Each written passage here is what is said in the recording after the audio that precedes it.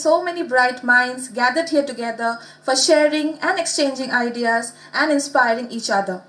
Let us begin with the first session of the day by Professor Dr. V. Ganeshan. Professor Dr. V. Ganeshan obtained his DPhil from University of Munich in 1975. He was a professor of German and Vice-Chancellor at the Central Institute of English and Foreign Languages in Hyderabad, India.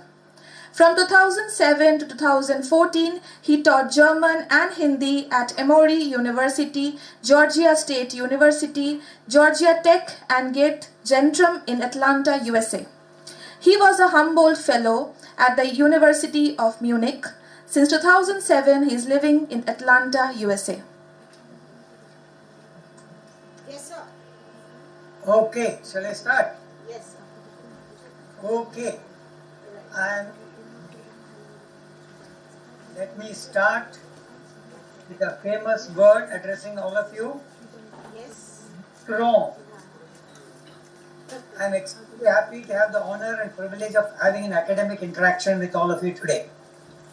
Thanks to Professor Dr. Saujanya and our entire team for taking the risk of inviting me to give this talk without singing the popular Hindi song to me, Mere Angane Mein Tumhara Kya Kaam Hai. You know, you're all English teachers, I know, and I'm a professor of German. This is like a group of tigers inviting an elephant to come in and sit with them and talk.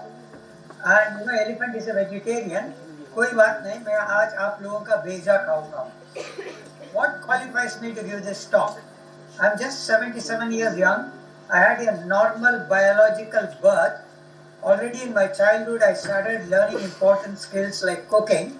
I also learned how to make tea and make pakodis, but I never sold tea and pakodi. I can't call myself a chaiwala, but I have been since my childhood. I can proudly tell you, even before this man Kejriwal was born, an Aam Aadmi, I continue to be an Aam Aadmi. Throughout my professional life, as a teacher and teacher trainer, so not just as a ustad, but ustadon ka ustad, I've been constantly acquiring more and more skills and could successfully achieve all that what I have achieved till now. Let me first tell you what I'm not going to do. I'm not going to offer any big theory and confuse you all. I'm not using any PowerPoint. For me, language is a tool for direct communication between human beings, and no machine should take control over that process. I'm a teacher from the old school. My Google is in my head and not only in my laptop. I do have enough knowledge and a little bit of wisdom about the word. I have the required power in me to make my point. Therefore, I don't need a PowerPoint. Let me also tell you what I'm going to do. I'm going to keep my language very simple so that everyone can understand what I'm trying to say. My English is better than that of a person called Sashi Tharoor. He doesn't know about it, that doesn't matter, but I will not speak a complicated English.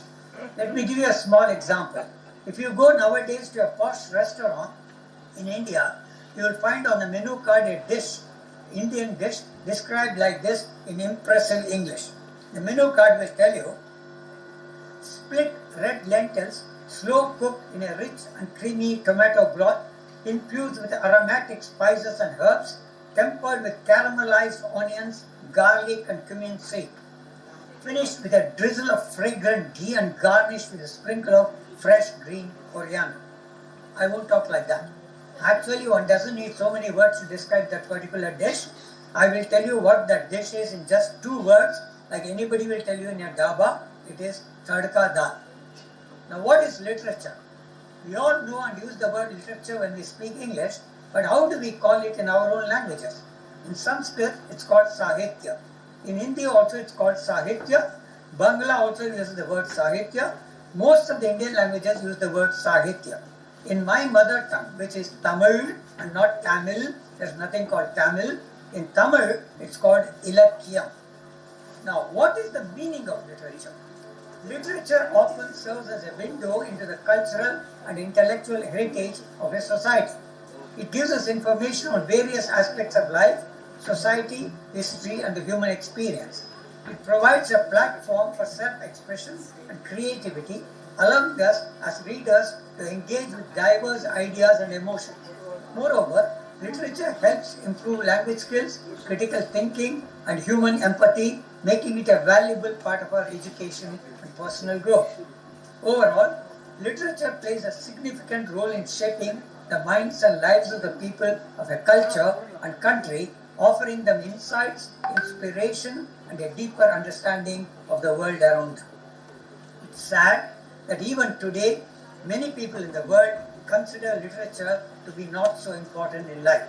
Unfortunately, there is a stigma in Indian society that implies one who is more inclined towards engineering, medicine, management, and information technology will definitely be more successful in life and earn a lot of money, and the one who is more passionate about arts and literature will get only low-paying jobs and will be unhappy in life.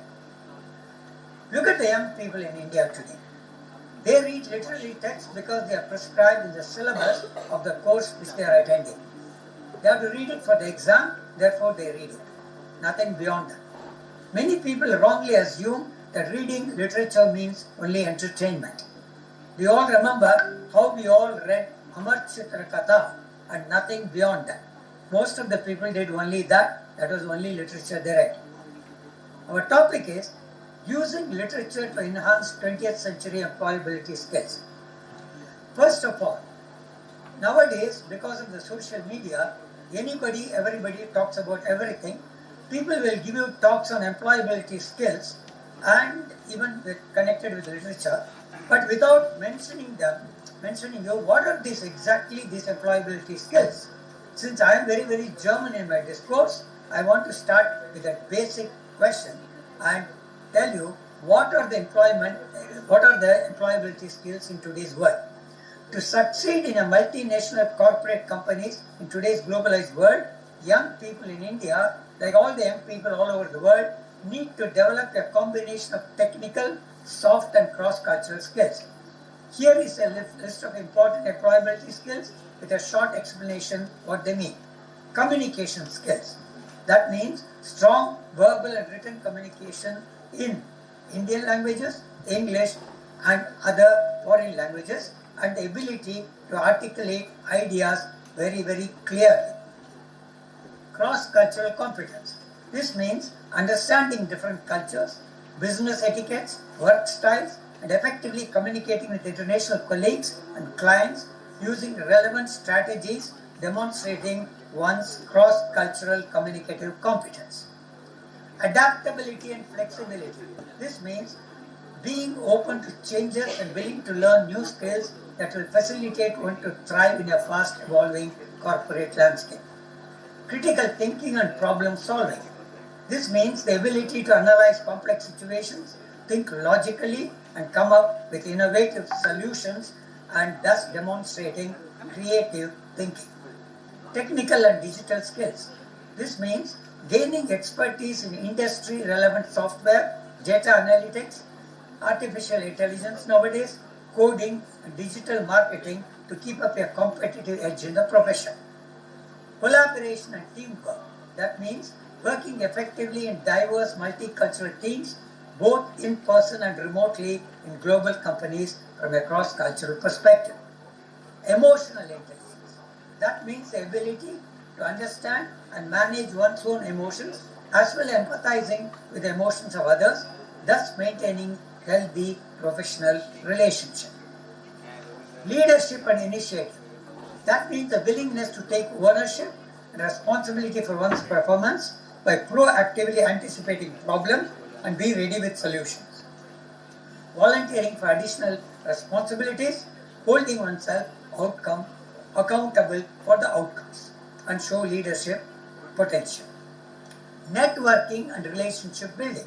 This means developing professional connections both online and offline in order to successfully explore new career opportunities.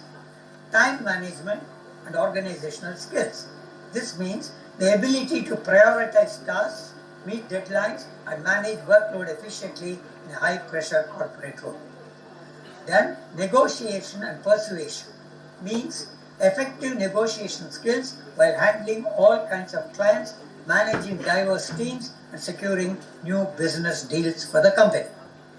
Business and financial acumen means understanding how business operates, including market trends, financial basics, and global business strategies, thus adding value to one's own profile. Multilingual proficiency, that means knowing more languages, especially widely spoken ones, and the ability to communicate in them as good as the native speakers, that can provide an advantage in the global work environment. Last one, continuous and lifelong learning. Continuous and lifelong learning refers to the ongoing, voluntary, and self-motivated pursuit of knowledge, skills, and competencies throughout an individual's life, even after one got the formal education. Is my tone and tempo all right? Yes, sir. Hello? One second. Can you all hear me? Yes, sir. Answer? Yeah, yes, Hello? yes, of course. Okay, I'll continue. We allowed you to. Now, focusing on all these skills will help young people in India enhance their employability skills and stand out in the highly competitive multinational corporate sector, so that at every time they take an interview, they can prove to the interview committee, hum kisi se kam nahi. Now, can reading literary texts help young people in India to acquire their employability skills and to enhance their chances in the highly competitive job market? The answer is a very clear yes. Reading literary texts can play a significant role in helping young professionals in India develop many of these skills, making them more competitive. Communication skills. So, what is it that literature offers us? Communication skills. Exposure to well-written literature improves your vocabulary, grammar, and expression. It also enhances the ability to articulate thoughts clearly and persuasively, which is crucial in corporate communication. Cross-cultural competence. Literature from different cultures, from different countries, in different languages, they provide insights into various traditions, values, and social norms, helping young people navigate global workplaces with greater cultural sensitivity. Adaptability and flexibility. Reading diverse genres, themes, and narrative styles encourages open-mindedness and the ability to embrace new perspectives in life. Critical thinking and problem solving. Analyzing complex narratives, identifying themes, and interpreting multiple viewpoints in literature fosters analytical thinking, critical thinking, and enhances problem-solving skills. Technical and digital skills. While literature may not directly teach digital skills, it does improve your comprehension and analytical abilities, which are useful for grasping complex technical concepts of today. Collaboration and teamwork. Literature often explores human interactions, conflict resolution, and teamwork, offering insights that can help in our interactions with other members as a positive stimulus. Emotional intelligence. Engaging with fictional characters and their emotions cultivates empathy, self-awareness, and the ability to understand others at workplace. Leadership and initiative.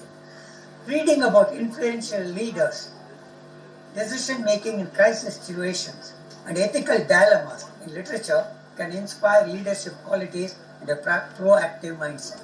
Networking and relationship building. Literature often explores social dynamics and human connections, networking made by the people, providing insights into effective relationship building strategies. Time management and organizational skills. Reading literature with complex narrative trains the mind to focus, organize information, and manage time effectively, which is useful for handling work tasks efficiently. Negotiation and persuasion. Exposure to well-crafted dialogues and rhetorical techniques in literature improves persuasion skills essential for negotiations in business. Business and financial acumen. Reading business-themed novels or economic literature provides insights into the market trends, financial decision-making, and corporate strategies. Multilingual proficiency. Reading literature in different languages enhances multilingual skills, which can be a major asset in multinational companies. While literary texts alone cannot replace technical training, they are a powerful tool for building soft skills that are crucial in multinational corporate careers. Encouraging young people to engage with diverse literature can significantly enhance their employability and professional effectiveness. Literary text, in the context of our topic, does not mean only long text like short stories, novels, and dramas. People who teach literature, they are always fascinated only big text. Immediately somebody will tell you to improve English, read Shakespeare. Not necessary. Shakespeare came from Tamil Nadu actually. His name was Seshappa Iyer. His English was very good when he left for England. And see his success. We have to understand. Same way, Michael Jackson, he was basically a Gujarati. His name was Maishukla Jaikishan. His language was good, so he could sing. He was successful. Now let us look at this problem. Literary text in the context of our topic does not mean reading only long text. No. Several Hindi and Urdu poets and writers have offered valuable life lessons in their dohas, shares, and chaupais. I am giving you only some examples due to time constraint, each one connected to a key employability skill and the message we get them for the corporate work culture. I am not going to mention the individual skills because I want to save time for me. I will straight away give you the quotation from the poet and tell you what it means. Kabir Das. ऐसी वाणी बोलिए मन का आपा कोई औरन को शीतल करें आप शीतल होय. Speak in a way that calms others and yourself. Clear, respectful and effective communication fosters good relationships. Also at the workplace and enhances professional growth. Rahim, Abdul Rahim Khan Khan. जो रची वो तब प्रकृति का करि सकै कुसंग चंदन विष व्यापत नहीं लिपटे रहत भुजंग. A noble person's nature does not change despite bad company, just as sandalwood remains always fragrant even when serpents coil around. In a global workplace, one must respect and embrace different cultures while staying true to one's own values and group oneself with positive people. Adaptability and flexibility. Mirza Ghalib. हर एक बात पे कहते हो कि तू क्या है, तुम ही कहो कि ये अंदाज ये गुफ्तग क्या है. You question everything. I say, tell me, is this the right way to do a conversation? That means being open to different perspectives is crucial in diverse corporate environments. Critical thinking and problem solving. Kabir Das. बुरा जो देखन मैं चला बुरा न मिलिया कोई, जो मन खोजा अपना मुझसे बुरा न कोई. I went in search for evil, but I found none. When I examined my own heart, I found the worst within myself. This means self-awareness and introspection are the key to problem solving, which is called in the Indian tradition Atma Vichar. And Atma Vichar will lead to Atma Nirbhar. This is important. Atma Nirbhar does not come to stand in the balcony or ganti bajane se nahi aata hai. Instead of blaming others, as a professional, you should do self-introspection all the time. Harivansh Rai Bachchan, जिसका बेटा है अमिताभ बच्चन, उल्टा नहीं. लहरों से डरकर नौका पार नहीं होती, कोशिश करने वालों की हार नहीं होती. A boat does not cross the ocean by being afraid of the waves. Those who try never fail. That means perseverance leads to success. Success requires continuous effort and overcoming obstacles. So don't look for shortcuts as the younger generation does today. Technical and digital skills. गुलजार कहते हैं लोग उसे कागज का आदमी, computer के दौर का इंसान हो गया. People call him a paper man, for he has become a machine in this computer age. This means digital proficiency is necessary in today's corporate world, but balancing technology with human touch is also very essential. Collaboration and teamwork. Sahir Ludhianvi, मैं अकेला ही चलाता जानिए ये मंजिल, मगर लोग साथ आते गए और कारवां बनता गया. I started alone towards my destination, but people joined and it became a caravan. Success in multinational companies depends on only teamwork and collective effort, no ego. Collaborative work environments lead to greater achievements. Emotional intelligence. Nida Fazli. हर आदमी में होते हैं 10-20 आदमी, जिसको भी देखना हो कई बार देखना. Each person contains many personalities. If you want to observe a person, do it more than once to truly understand. People have multiple layers of personality. So don't judge them based on first impressions. Leadership and initiative. Kaifi Azmi. राह आसान हो तो मंजिल का मजा क्या, कदम कदम पर मुश्किलों का होना जरूरी है. If the road is easy, where is the thrill of the destination? Struggles at each step are necessary.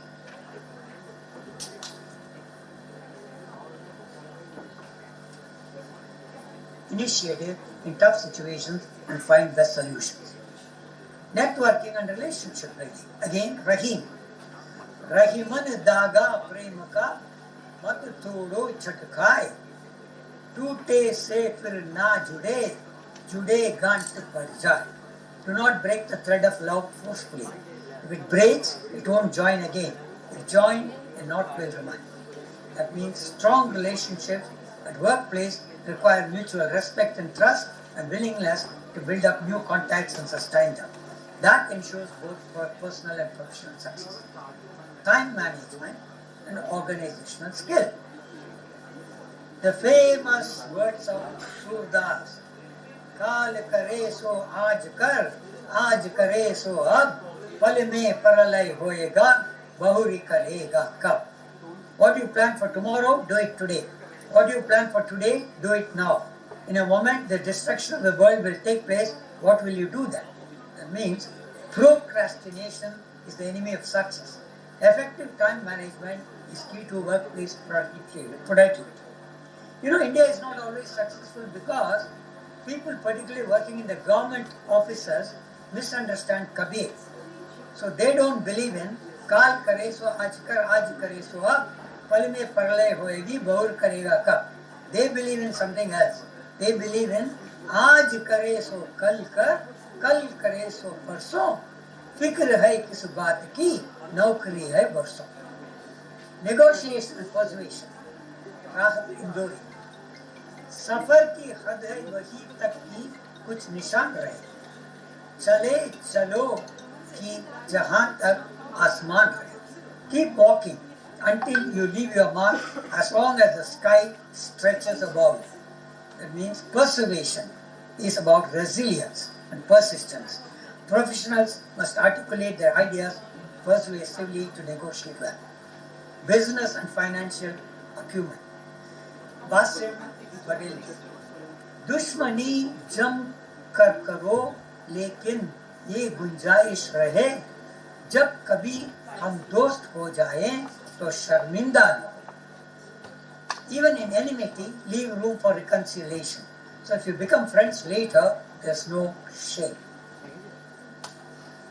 That means strategic thinking is necessary in business and finance. Always maintain relationships in such a way that future collaboration always remains possible. Multilingual proficiency. राहत इंदौरी. सभी का खून है शामिल यहाँ की मिट्टी में, सभी का खून है शामिल यहाँ की मिट्टी में, किसी के बाप का हिंदुस्तान थोड़ी है. Everyone's blood is mixed in this land. Hindustan belongs to no person's father alone. Knowing multiple languages enhances communication and cultural understanding and is an asset while working in multinational companies. As you can see, the wisdom of all these people, Kabir Das, Rahim, Surdas, Mirza Ghalib, Harivansh Rai Bachchan, Gulzar, Kaifi Azmi, Sahib Ludhianvi, Nida Fazil, Rahat Indori, and Wasim Bareilly is timeless, directly applicable, and is highly relevant for employability skills needed in today's globalized corporate life. Young people should read such things, reflect on them, and integrate these messages into their private and professional life. Now let us look at some bigger texts. Let me look at the ancient Indian epics, the Ramayana and Mahabharata. They do offer timeless wisdom applicable to 21st century employability skills. Here is how young Indians can draw from these epics to succeed in today's job market. You need not read Valmiki's Ramayana in Sanskrit. You can read Ramcharitmanas. You can read the Ramayana available in different languages in India. If you are one of those young Indians who doesn't know any Indian languages properly, read the Ramayana in English recreated by Rajagopalachari.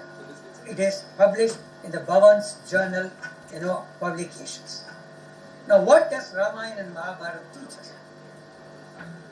I'm not mentioning individual skills, but I'll tell you what they teach. Rama's clear, respectful communication with everyone and Krishna's strategic persuasion in the Bhagavad Gita highlight the power of effective, respectful, and strategic communication essential even today in multinational corporations. Rama's alliances with diverse personalities whom he meets and the Pandavas' interactions with diverse kingdoms highlight the importance of understanding and respecting cultural differences today crucial in the globalized world. Rama's and the Pandavas' exiled time and the hardships they faced illustrate resilience and adaptability essential for adjusting to new environments, themes, or challenges even today in the corporate. Innovative solutions like Hanuman's crossing the ocean and is bringing the Sanjeevani Parvat and Krishna's strategies in the Kurukshetra war highlight the importance of critical thinking, creativity in problem solving, qualities expected in today's corporate world. Collaborations like Rama's alliance with Hanuman, his friendship with him, and the Pandavas' unity as a team demonstrate the importance of working effectively in teams to achieve shared goals. That is how today's corporate world operates. Teamwork. Emotional intelligence. Ram's empathy for others and Krishna's emotional guidance to others demonstrate the importance of managing one's own emotions effectively and recognize and respect others' emotions, thereby building positive relationships and resolving conflicts. Ram's fairness and Krishna's strategic guidance offer models of leadership through fairness, empathy, strategic planning, and inspiring others, qualities crucial for making impactful decisions in today's corporate world.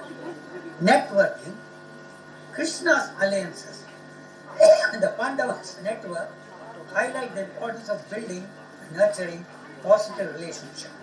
This is called effective networking in today's corporate language. Time management. The meticulous planning in the Ramayana and Mahabharata by everyone highlights the significance of setting clear goals, prioritizing tasks, and executing plans efficiently, qualities expected in corporate work. Negotiation, persuasion.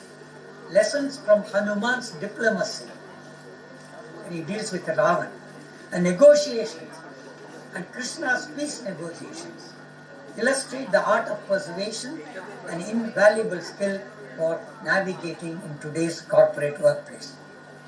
The Pandavas' governance of Indraprastha teaches resource management and strategic planning, key aspects of financial and business decision making in corporate settings today. Both the epics showcase cross-linguistic interactions, underscoring the importance of multilingual proficiency, which is very important in the global business world today. Continuous and lifelong learning. Characters in Ramayana and Mahabharata, many of them, constantly master new skills, emphasizing the need for continuous learning, particularly essential in technical and digital domains in corporate. Now, can we as teachers and trainers use literary text to help young Indians to acquire employability skills? If yes, what should we do? Literature will help young Indians in understanding human interactions, cultural dynamics, problem solving, and effective communication. Literature offers real-life scenarios, cultural insights, and complex human interactions, making it a rich source for skill development. Literature text can be a powerful tool for developing essential employability skills. Now, this is how, according to me, as a teacher trainer, teachers and professional trainers can systematically integrate literary text into interactive sessions by using appropriate literary text. I just want to give some examples. I'll tell the text first and then tell you what is the purpose of the text. What can you achieve reading this text? Pygmalion by George Bernard Shaw. That will help you to explore verbal communication, social mobility. You'll have to do an activity called role play, dialogues from novels, plays, or short stories to practice articulation and clarity. So I'll tell you the name of the book.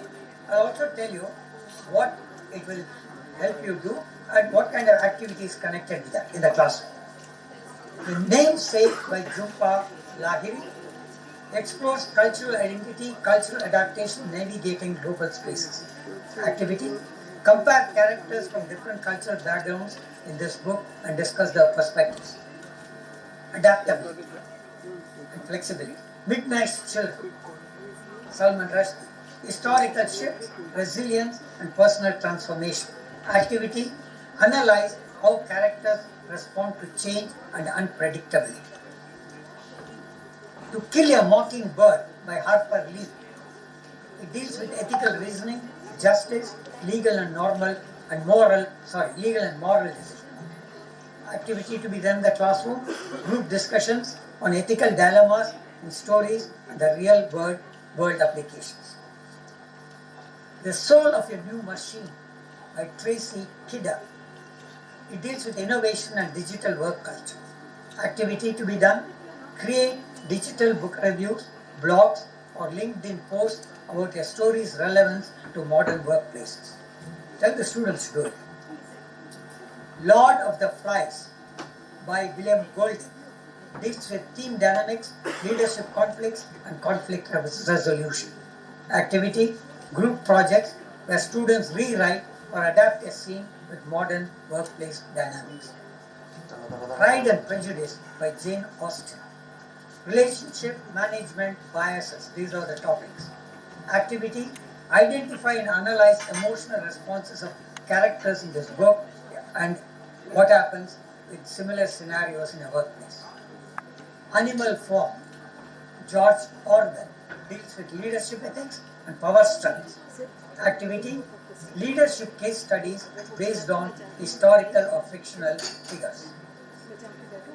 The Great Gatsby by Scott Fitzgerald. Social capital, social networking, relationship, and personal branding are the topics in this book. Activity: discuss networking strategies used by the characters in business-related fictional literary texts. Robinson Crusoe by Daniel Defoe. Survival, self-discipline, planning, and efficient time management. Activity: character analysis of disciplined versus disorganized individuals. The Merchant of Venice by Shakespeare. Legal and business persuasion and negotiation strategies. activity, debate sessions where students negotiate using fictional business conflicts. Death of a Salesman by Arthur Miller. Sales, business ambitions, financial instability and failure. Activity, business case study discussions based on fictional entrepreneurs. Interpreter of Maladies by Drupa Lahiri. Linguistic duality, identity and multilingual perspectives are discussed in this novel. Activity, read and analyze bilingual or translated text to understand language nuances. Because translation is very, very important. In Hindi, you can call Krishna Bhagavan, both pyar se makhan chor. But if you translate it in English as butter thief, then the English audience will start asking, what were the CCTV cameras doing? So, by designing interactive activities around these texts like database, debates, role plays, storytelling, workshops, and problem-solving case studies, you as a teacher can make literature a dynamic tool for developing the employability skills. It's very, very important. Now, I said what are the books you can use, what kind of activities you can do.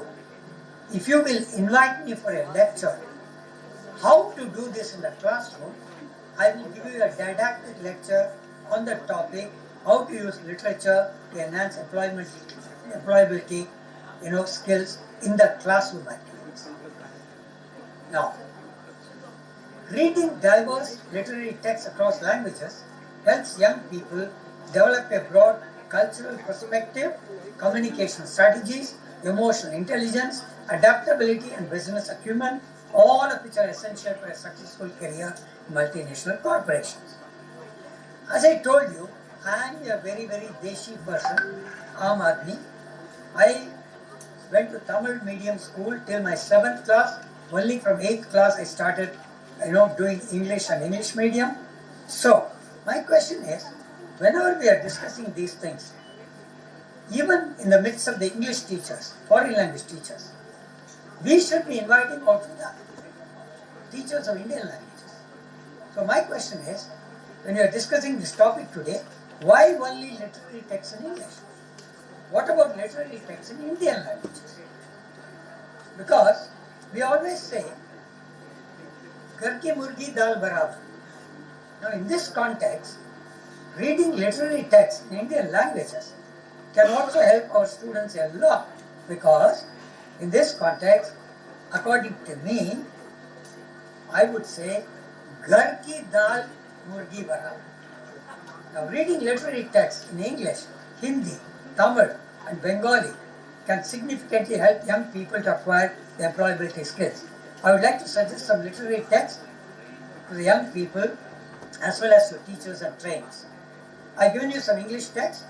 Now I'm going to suggest some texts in Hindi, Tamil and Bengali. I'm choosing only these 3 languages because Hindi is a kind of common language for all the Indians, so that everybody in the audience who may not speak Bengali will still get something. Tamil, because it's my mother tongue, I'm very proud of it. And Bengali, because of the venue of the conference, because it is taking place in Kolkata. Now what are the books I suggest? Hindi, Nirmala Premchand for communicative skills, illustrates the impact of clear, empathetic communication society. Tamil, Pudumai Pittan Kadaigal, short stories of Pudumai Pittan, short, witty storytelling that enhances communicative skills.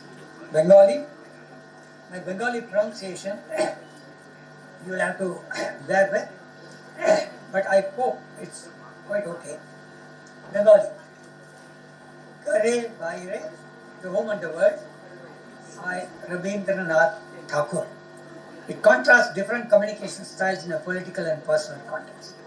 Cross-cultural competence. Hindi, Thamas by Bhisham Sahani. Understanding different culture and historical perspectives. Tamil, Karisal Kattu Kadidase, Ki Rajanarayan. Rural versus urban cultural adaptability. Bengali, Deshe Videshi by Syed Mustaba Ali. Travel literature that explores cultural encounters. Adaptability and flexibility. Hindi. Rag Darbari by Srila Shukla, adapting to bureaucratic and political challenges. Tamil. Kalli Katti Idihasam by Vannadasan, deals with rural struggles and adaptability. Bengali. Chokhe Bali, Rabindranath Tagore, women's agency and adaptability in changing times. Critical thinking and problem solving. Hindi. Aapka Banti, Manu Bandari, deals with child psychology, decision making and moral dilemmas. Tamil. Sivagami in Sabadam by Kalki Krishnamurthy, deals with strategic thinking and political wisdom. Bengali.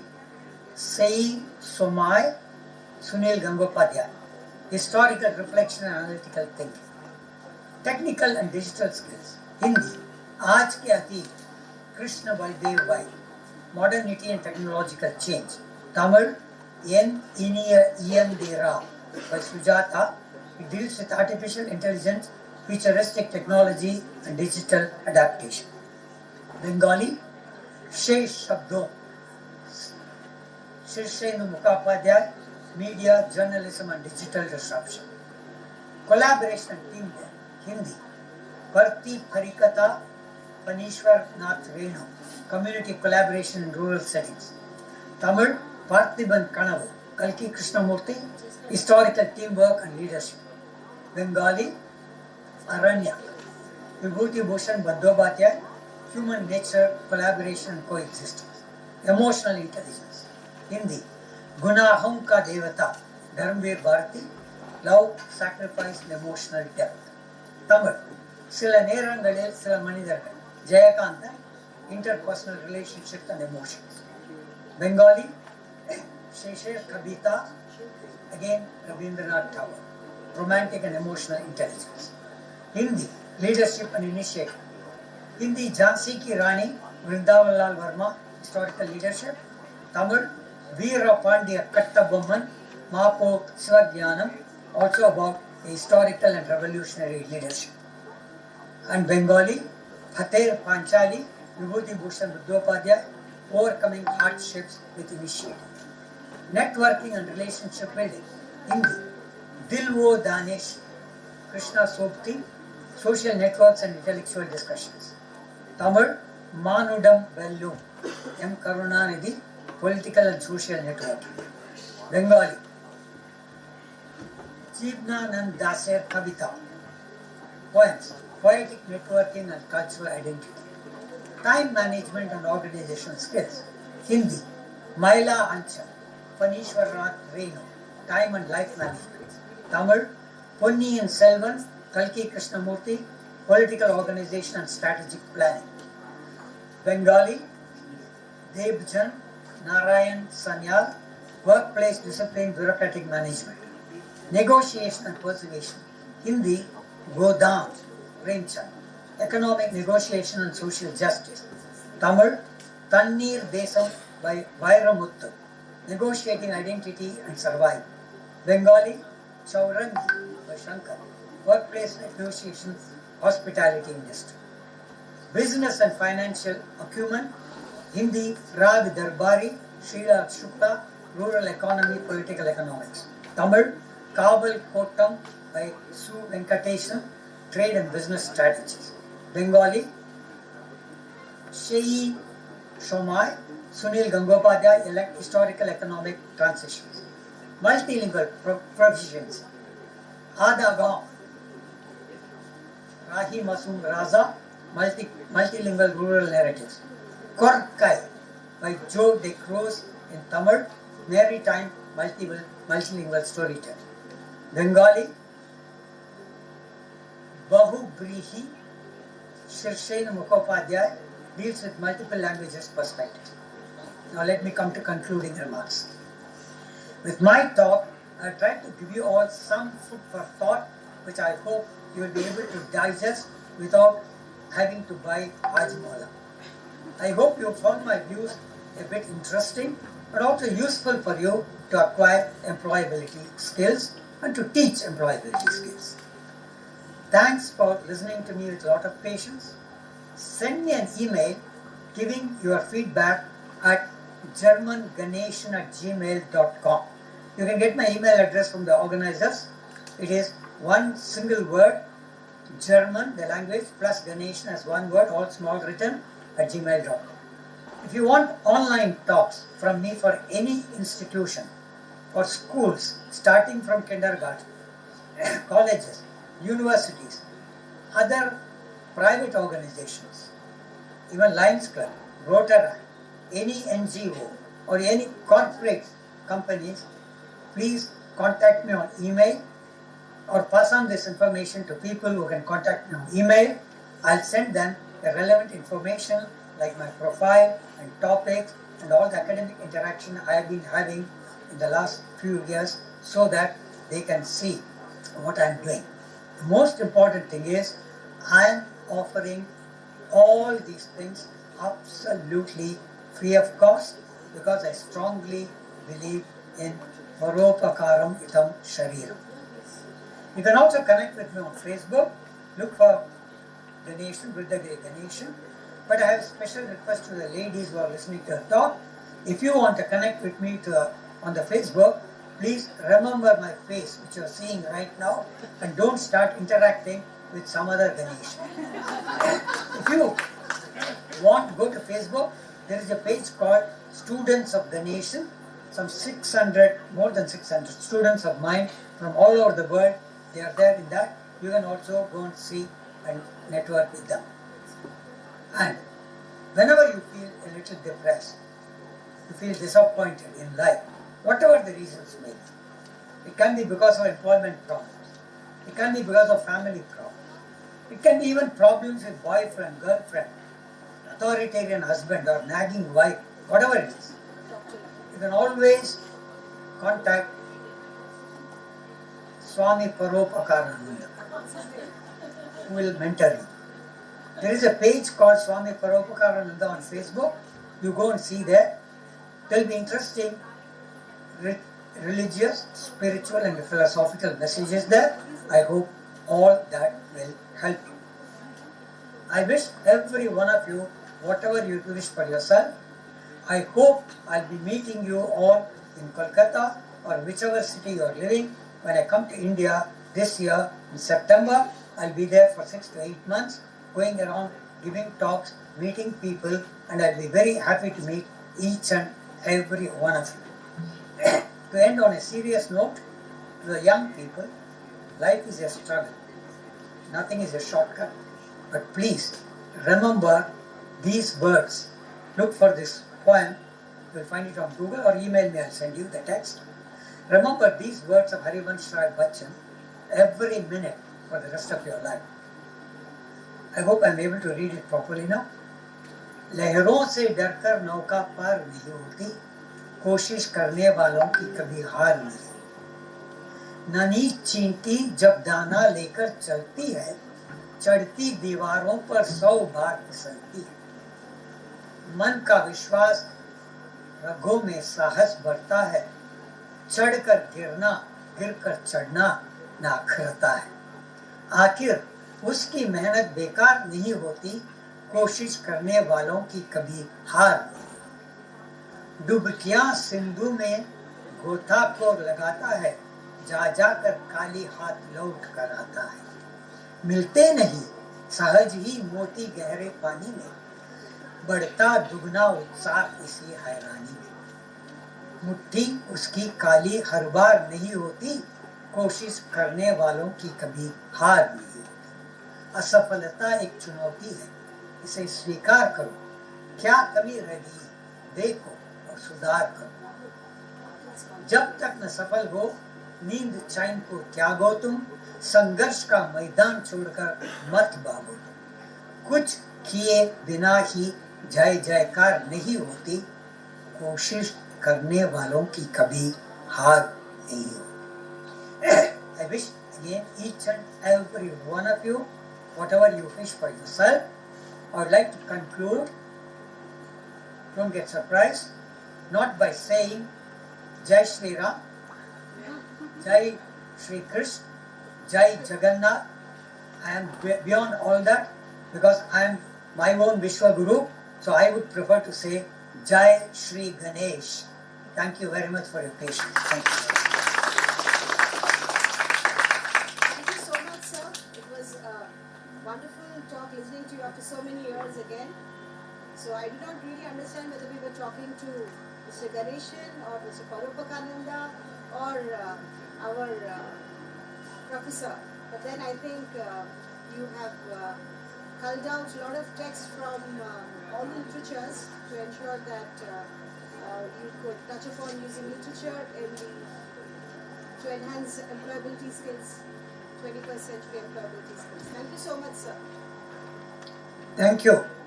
Thank you, sir. If there are any questions, we can take them now. I think they will mail it to you. You share your email ID, so they will mail you the questions. Yeah, I told my email ID. Right. You can give to all of them. I hope the handout I gave you have given it to them. Yes, yes. And to all the participants, anytime you contact me, I'm accessible, I'm approachable. Okay. And my windows are always open to everyone for free because I'm not a computer guy. Okay. Selling windows. Thank you very much. God bless you all. Bye. Thank you so much. Thank you, sir. I think you'd like to see the audience. For sure. Nice to see you all. Okay. And one request to all of you. I told you I don't charge any money for anything.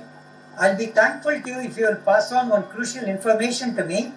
The day you all get that famous 15 lakhs in your bank account, please let me know. I'll also go and check my bank account. I'll be happy. Thank you. God bless you all. Bye.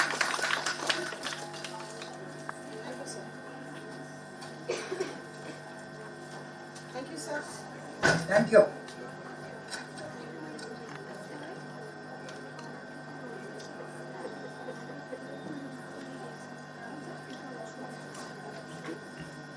Hello hello I'll just say. ওই light দুটো জ্বালিয়ে দাও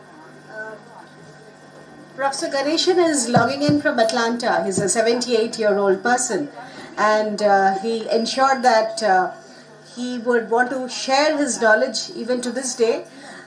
So we would be sharing with you the email ID, so it will be put up in the WhatsApp group.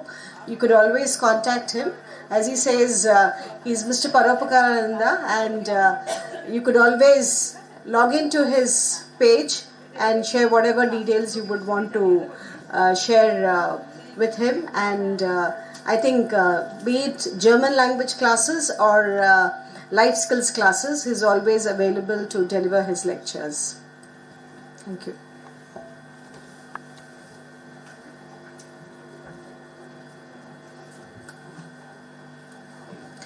Moving on to the next short talk by Arjun Chaudhary. Arjun Chaudhary is a Hyderabad-based entrepreneur, is the founder and the CEO of Ukyoto Publishing, demonstrating a strong drive in the publishing industry. His professional background showcases a diverse range of experiences, including roles at Conquer Ventures, LLC, Time, Link Global, and Water Health International, indicating a versatile skills set across various sectors. Further enhancing his expertise, he obtained a Six Sigma Green Belt from KPMG Academy in 2018. Let's hear the talk. Hello everyone. Very big thank you to CLC NSHM for organizing this international conference. I couldn't be there in Kolkata right now because I happen to be traveling. But my warm regards and thank you to NSHM and also Ms. Sajani Puri for giving me this opportunity to become one of the panel members. The topic for today's discussion is using literature to enhance employability skills in the 21st century. So if I break up the topic into 3 broad divisions, the trend of literature happening throughout the years. The next is what is currently ongoing and how we are recruiting as a publishing house, taking an active part in the literature as a domain. And third, how AI has impacted literature. We as a publishing company see ourselves as a content everywhere. But now the print matter has subsidized more than 90 or 80% of what it was used to be earlier. So now more it is onto Facebook, Instagram, or rather the digital media, social media, and how the content gets consumed that ways. Now, literature helps in emotional development as well as analytical thinking as well. For example, poetry, for example, something like contemporary literature. It gives a vast openness and it widens up space to think beyond your framework, or let's say relating mythology with the current times.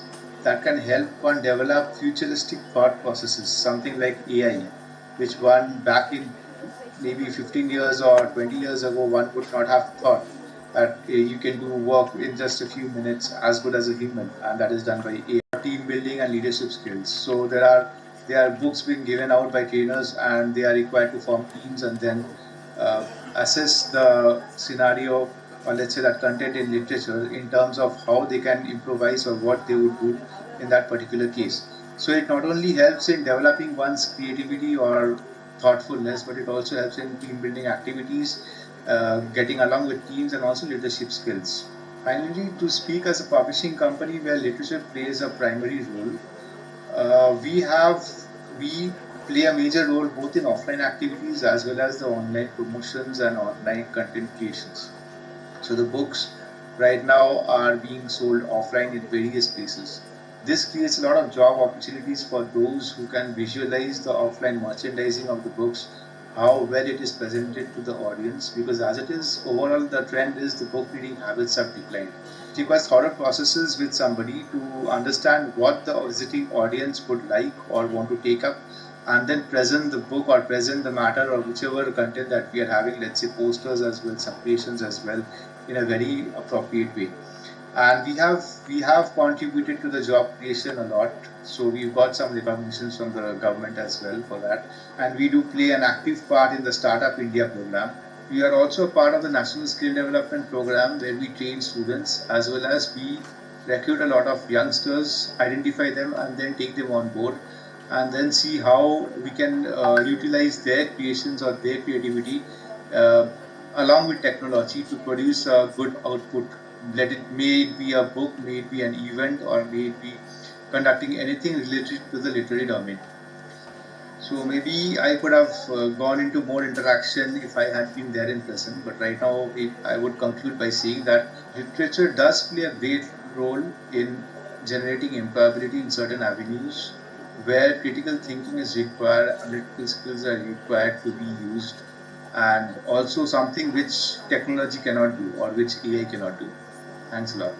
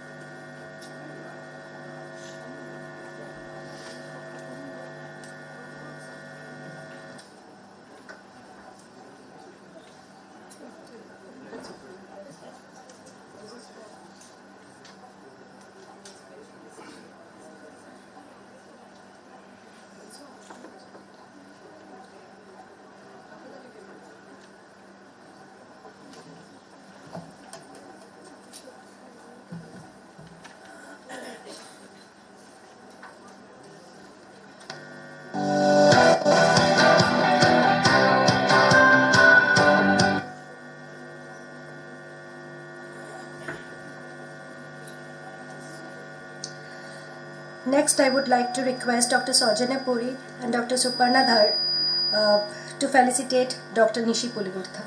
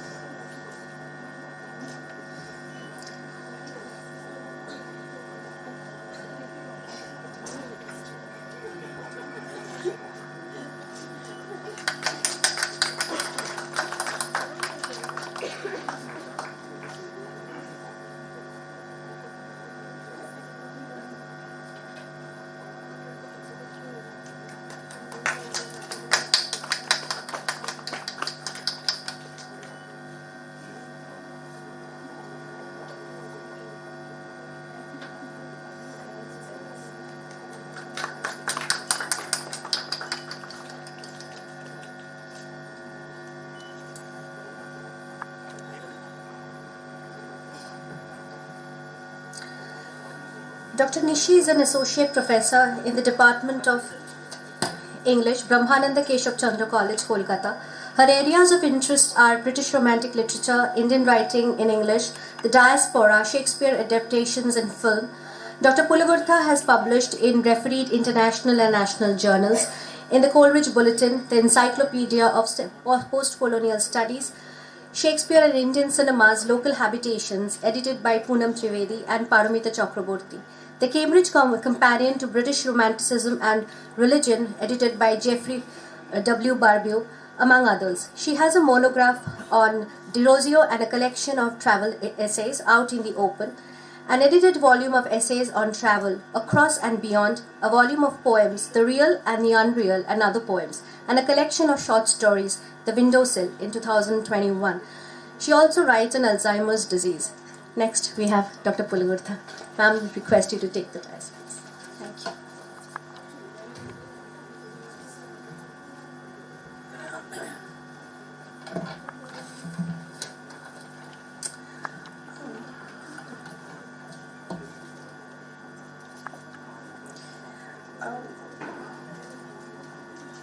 Thank you for making me a part of this event. A very good morning to all. I come back to NSHM. I've been here a couple of times before, thanks to Professor Saujanya Puri. And this felicitation that happened was a very nice and I would say a memorable kind of a felicitation, because I was with friends, one of whom was my classmate in school and the other a new friend. So this was definitely very memorable. I'm also, I find that following Professor Ganeshan is a difficult task to keep up to. But I also think that Professor Ganeshan kind of set the mood and the pace for what I'm going to talk. So he's actually made my work much easier. And I also like the fact that he referred to several Indian texts, poetry, fiction, while speaking about the need for study of literature, keeping in mind employability, which of course is the reason why we are studying in the own experiences, some of my own experiences, some of my own ideas, some of my reading over a period of time in this presentation that I'm going to make this morning. And thank you to Dr. Puri for making me a part of this event, and to the department, the CLC of NSHM, for thinking of organizing this, because I think it's a very, very important idea that we are discussing you've been discussing over the past 2 days. Just yesterday, I was a judge at a debate competition held at a higher education institute. And though it might seem to have nothing to do with literature, actually, when you look at the points that we needed to judge them, are all things that once becomes aware of as we are studying literature, because we are looking at clarity of argument, at the use of facts, at the way in which the facts have been strung together in order to create a logic in the argument, at the way in which you present the style that someone was talking in. All of these are things that we as teachers of literature, I come from a literature background, I teach English literature, so these are things that we talk about often when we are doing texts, when we are reading literary texts.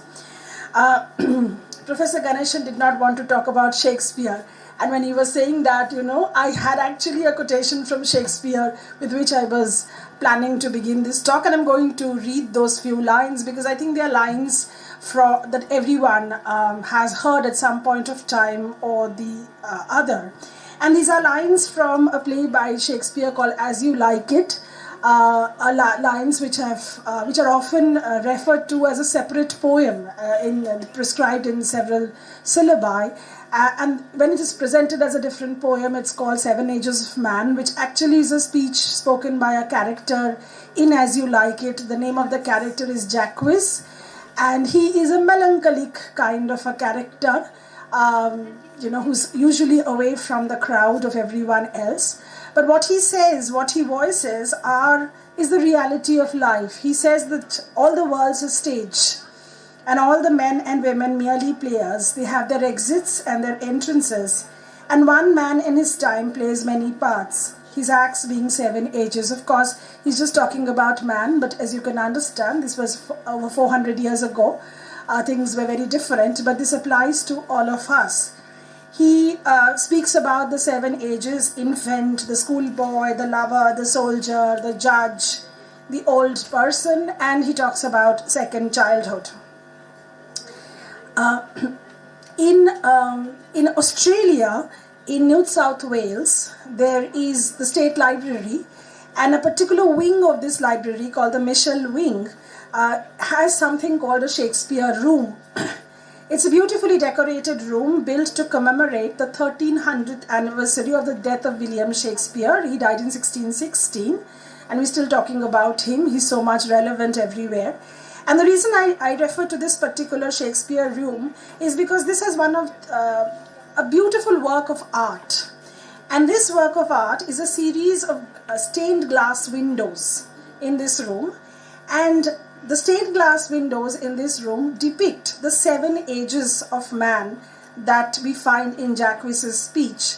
So you have each of these 7 ages, the infant, the schoolboy, on the stained glass window. So you have literature moving from the printed text into a work of art that one could appreciate, anyone could appreciate.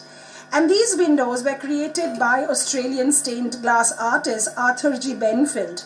They were installed in 1942 during the construction of the building. And I find that's a fascinating way in which to see how literature moves beyond the purview of the written text to move on to become a work of art, and the visual always has a much stronger appeal when we are reading and discussing. The purpose of literature, whether it is a poem or whether it is a short story, whether it is a novel, whether it is a play, a novella, and there are several other genres and sub-genres, is basically to tell a story, right? It conveys a narrative. And if you remember, storytelling is one of the things that each of us have experienced right from the time we were born, right? Storytelling is a very important aspect of our growing up.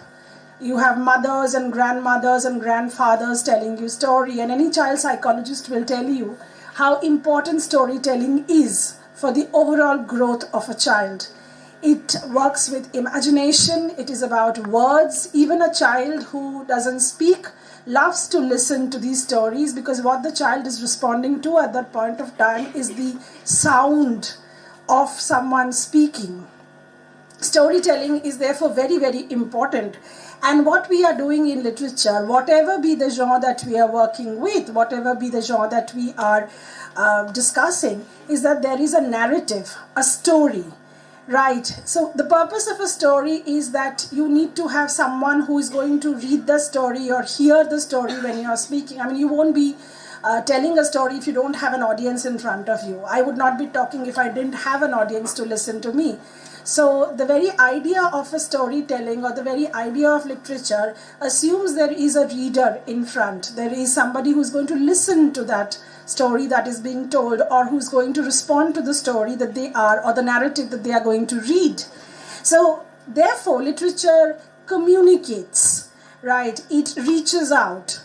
And it communicates, it reaches out, and more importantly, it creates a sense of connection, which is why there are certain texts that you like, certain texts that you don't like, right? I might prefer a particular novel, right? You may not like it at all. It may not have appeal to you at all. So the reason why it appeals and why it doesn't appeal is because of this sense of connection. Right, and it is because of this that we, as teachers, we're constantly telling students to read, right? And this is something that we were told as children also, to read. Because the more you read, any kind of reading that you do, the more you read, you learn a number of things. Your vocabulary grows, what is more important is that you become aware, you become sensible, your sensitivity increases, and that is something very, very important, because the more you read, the more you understand, and the more you understand, the more you're able to use things, logical arguments, reasoning in a better way, which is what, and that's how exactly you become aware of language. Because just reading grammar or just reading how you use grammar is going to make it not that interesting. So if you are able to use the more practical approach, where you read literature, where you read it not because it's there on your syllabus. Professor Ganeshan was also speaking about that most people read it because it is there on your syllabus. But I'm talking about reading literature for pleasure. Just because, there's no greater book than a friend. There's no greater friend than a book, right? So I'm talking about reading for pleasure, something that we were told to do as children, right? So the more you read, the more you, move beyond just the syllabus. And I think this is one of the reasons why I think one needs to go to a bookshop. Because when you go into a bookshop, maybe you have a specific agenda, a particular book you want to buy, but you also get to see other books about which you have no idea. And maybe you could pick up something by just looking at the book cover. It might take you beyond your specific agenda for one particular book. So I think it's very important, therefore, to continue this reading, which you're going to do only for pleasure. And as I said, at times, for instance, we have this text called Wuthering Heights, and by Emily Bronte, a text that is usually prescribed in syllabi. But I remember when I read the book for the first time, the first few pages were difficult. I mean, I was reading it for pleasure. And my dad insisted I needed to read the book. So it took me quite a lot of time to, you need to get into, right, there needs to be something in the book that's going to draw your attention to it so that your attention doesn't waver and you finish. So it's around 15-20 pages into the book that suddenly you're engrossed into the world of Wuthering Heights. And once you are there into that world, there is nothing that can take you away from that world, so much so that Wuthering Heights remains a part of me, becomes so much a part. I mean, I never read it because it was on my syllabus, but I'm just reading it because there is something in that text that draws you into that. Professor Ganeshan was talking about several things that literature does. It brings us, it allows us to make connection. And I think that is something very important that you can take back when you talk about employability. It leads to a sense of appreciation. And as I said, if there is something that appeals in the text, then the text remains with you for a very, very long time. For instance, several of you will remember lines from poems which you have read in school.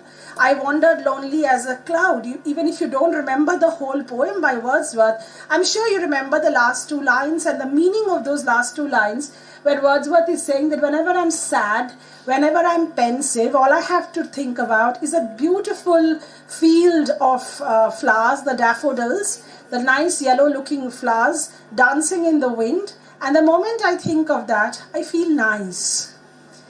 Right, so even if I don't remember the lines verbatim, I remember that theme. And the reason is because those lines have had a great impact upon you.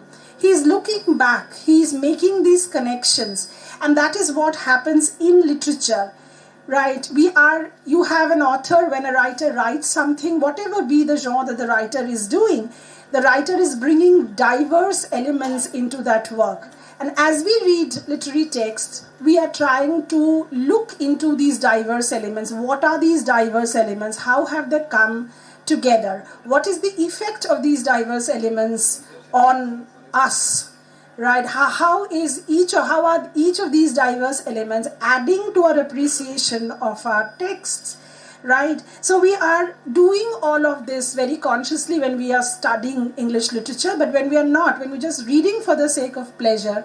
And I think everyone, no matter what the language is, and I'm really grateful that Professor Ganeshan, the examples that he gave did not have to do with English literature. He was speaking about the several Indian languages that we have. We're a multilingual country. There's so much of literature that one could read and appreciate. And this is something that I tell my students always, that, read any literature in any language, whichever you feel comfortable with, because I think that is something that this, whatever I've been speaking, is something that has to do with all literature, irrespective of the language. If you remember, Professor Ganeshan quoted Kabir, he quoted Rahim, he quoted Harivansh Rai Bachchan.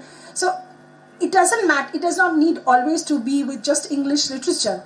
You could read any literature, because this cause and effect, the connection that you find, the connections that the author is making in the text, is something that is present in all literature. One of the most important things, and yesterday when I was judging this debate competition, one of the things that I was looking for is effective communication. Right, you may know everything, you know exactly what you want to say, but if you're not able to communicate that effectively, then that is a problem. Right, you're not going to score well, you're not going to get the marks that you should get. So what is important, therefore, is that language needs to be clear, complete, and concise. And I strongly believe that reading literature is a wonderful way to build up communication skills. And when I say communication skills, I'm not just talking about reading literature for pleasure, but I'm also talking about reading it aloud and improving your verbal skills. Because I think several of us who are into academics, this is a complaint that we have with several students, is that students are not confident, students are not sure about how to speak, right? They are scared, right? They feel that they are not going to say certain things, pronounce well, and so on. And if you remember, in school, one of the important activities that is done is reading. Unfortunately, given the constraints of the syllabus that we have to deal with, it's not possible always to do it. But there are certain classes where I make sure that students read. For instance, when I'm teaching Shakespeare, right? I would like to, have a much longer time to do it. But in whatever time I have, I make sure that my students, each of them, get the opportunity to read something, read the dialogues from the play. Because this reading bit is also something very, very important. Right. So we are talking about building up vocabulary, we are talking about building up fluency, talking about enhanced sentence creation and creativity. Literature helps us understand our lives, it helps us understand ourselves and the world around us. As I said, one of the very important things that literature does is that it draws us into the world of that text. So when you're reading Harry Potter, though it is a world of fantasy, though you know that there are no wizards around you, we're all muggles, whether we like it or not, though there is no 9 3/4 platform, but when you're reading that text, you're drawn into that world so much so that you don't stop till you've finished all the 7 parts of the 7 novels in the series. Why does that happen? Because that text draws you into that world, makes you a part of that world. And any good literature will do that. Right? Any good text will do that, will draw into your world, will make you empathize with what is happening, will make you go with that flow. Right? You see, when you watch certain films, for instance, you cry, you're scared. Why is that? Because you've been drawn into that world. So as long as that is happening, as long as you're reading, or as long as you're part of that, experiencing that text, you become part of that world. Right? And how is that possible? That's possible because of the magic of language. That's possible because of the magic of imagination. Right? The English poet Samuel Taylor Coleridge spoke a lot about imagination. All of us also have imagination, right? So you've visited a place, you come back and you tell your friends about your experience. What are you doing? You're using your imagination. You're going back, looking at it and retelling. So each of us, everyone has imagination, but the poet's imagination or the creative writers, the writer's imagination is different, because the writer brings several very diverse elements into one way, in ways that you don't even think is possible. For instance, I remember reading an essay several years ago in college. I don't even remember the name of the essay right now. But there's one thing from that essay which has remained in my mind, and this is a description of clothes lined out on drying rope, a very mundane kind of a thing, right? And what the writer presents out there, the way the writer writes that is something which has stood out for me.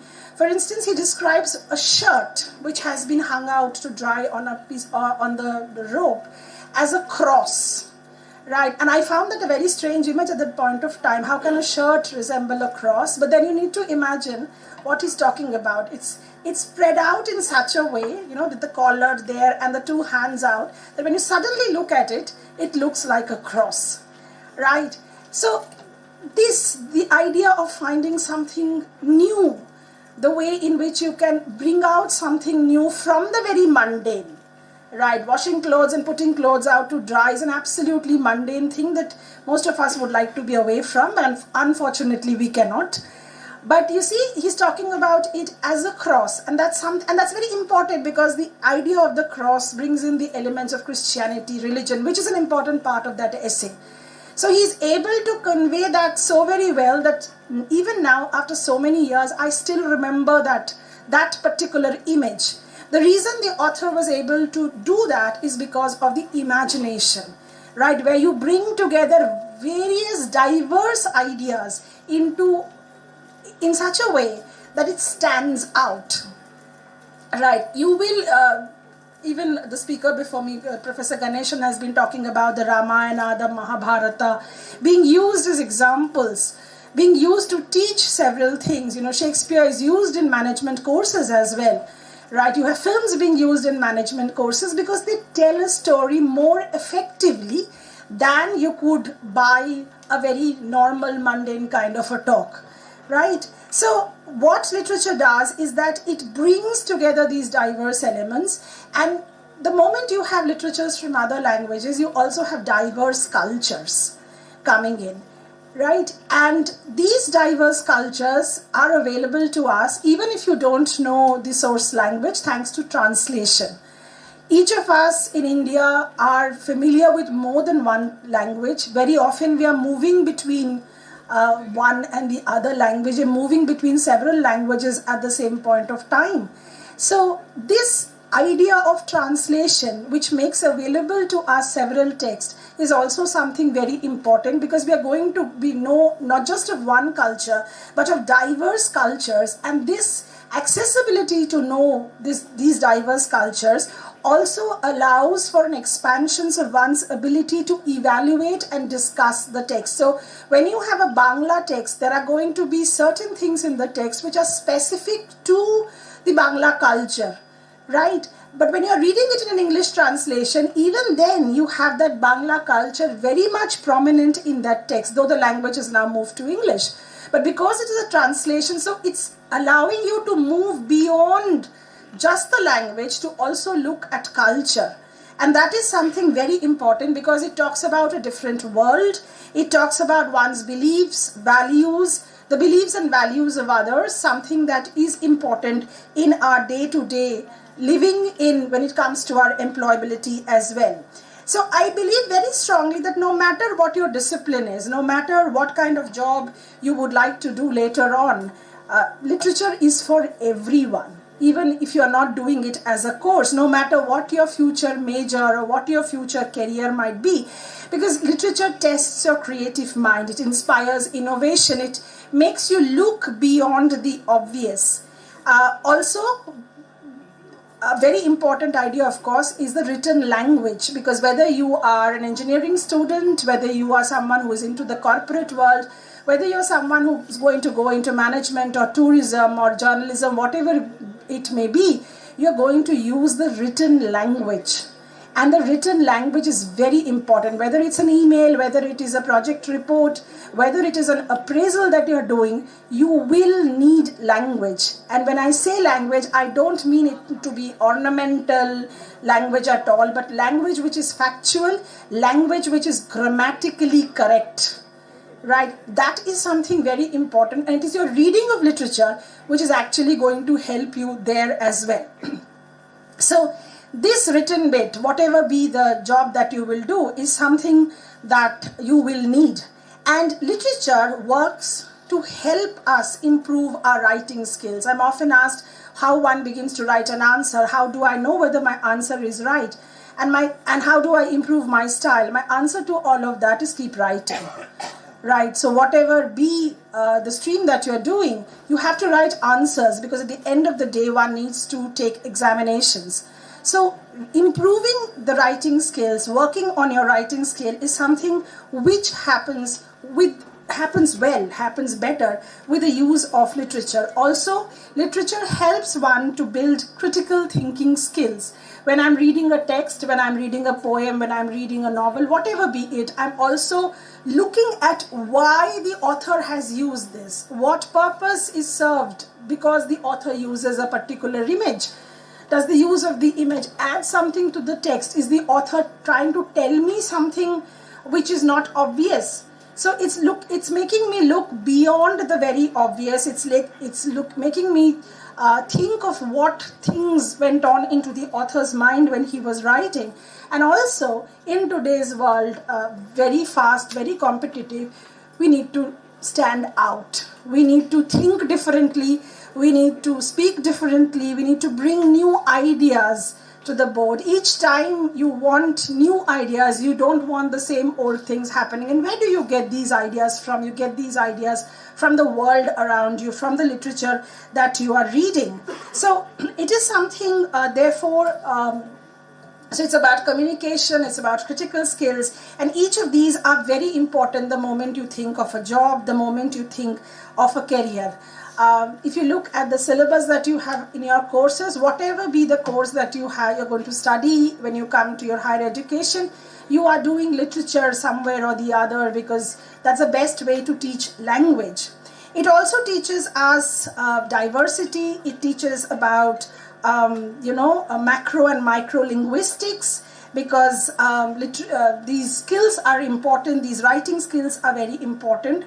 And as a professor was talking, and my favorite example is going back to poetry actually, to talk about the use of literature in writing, because the very word poetry, which comes from the Greek word poiesis, means making, right, creating. And it's therefore a form of writing that brings together meanings, sensations, emotions, feelings. It voices happiness, it voices dissent, it speaks about important social issues, it speaks about history, it speaks about pain, it speaks about suffering. And all of this, it is doing through the use of language, right? The right kind of language, the kind of language that the author wants to use. I have two examples to talk about this. There is this very famous poem which you might have encountered in your childhood, a poem called Casabianca, a poem written by an 18th romantic poet called Felicia Hemans. And this was a very, very popular poem when we were growing up. We recited this poem, and the first line is something that people usually remember. The boy stood on the burning deck, whence all's but he had fled. The flame that lit the battle's wreck shone round him over the dead. And this poem is also, I remember in school we were taught that this poem is about how one obeys one's parents, how one follows what is told.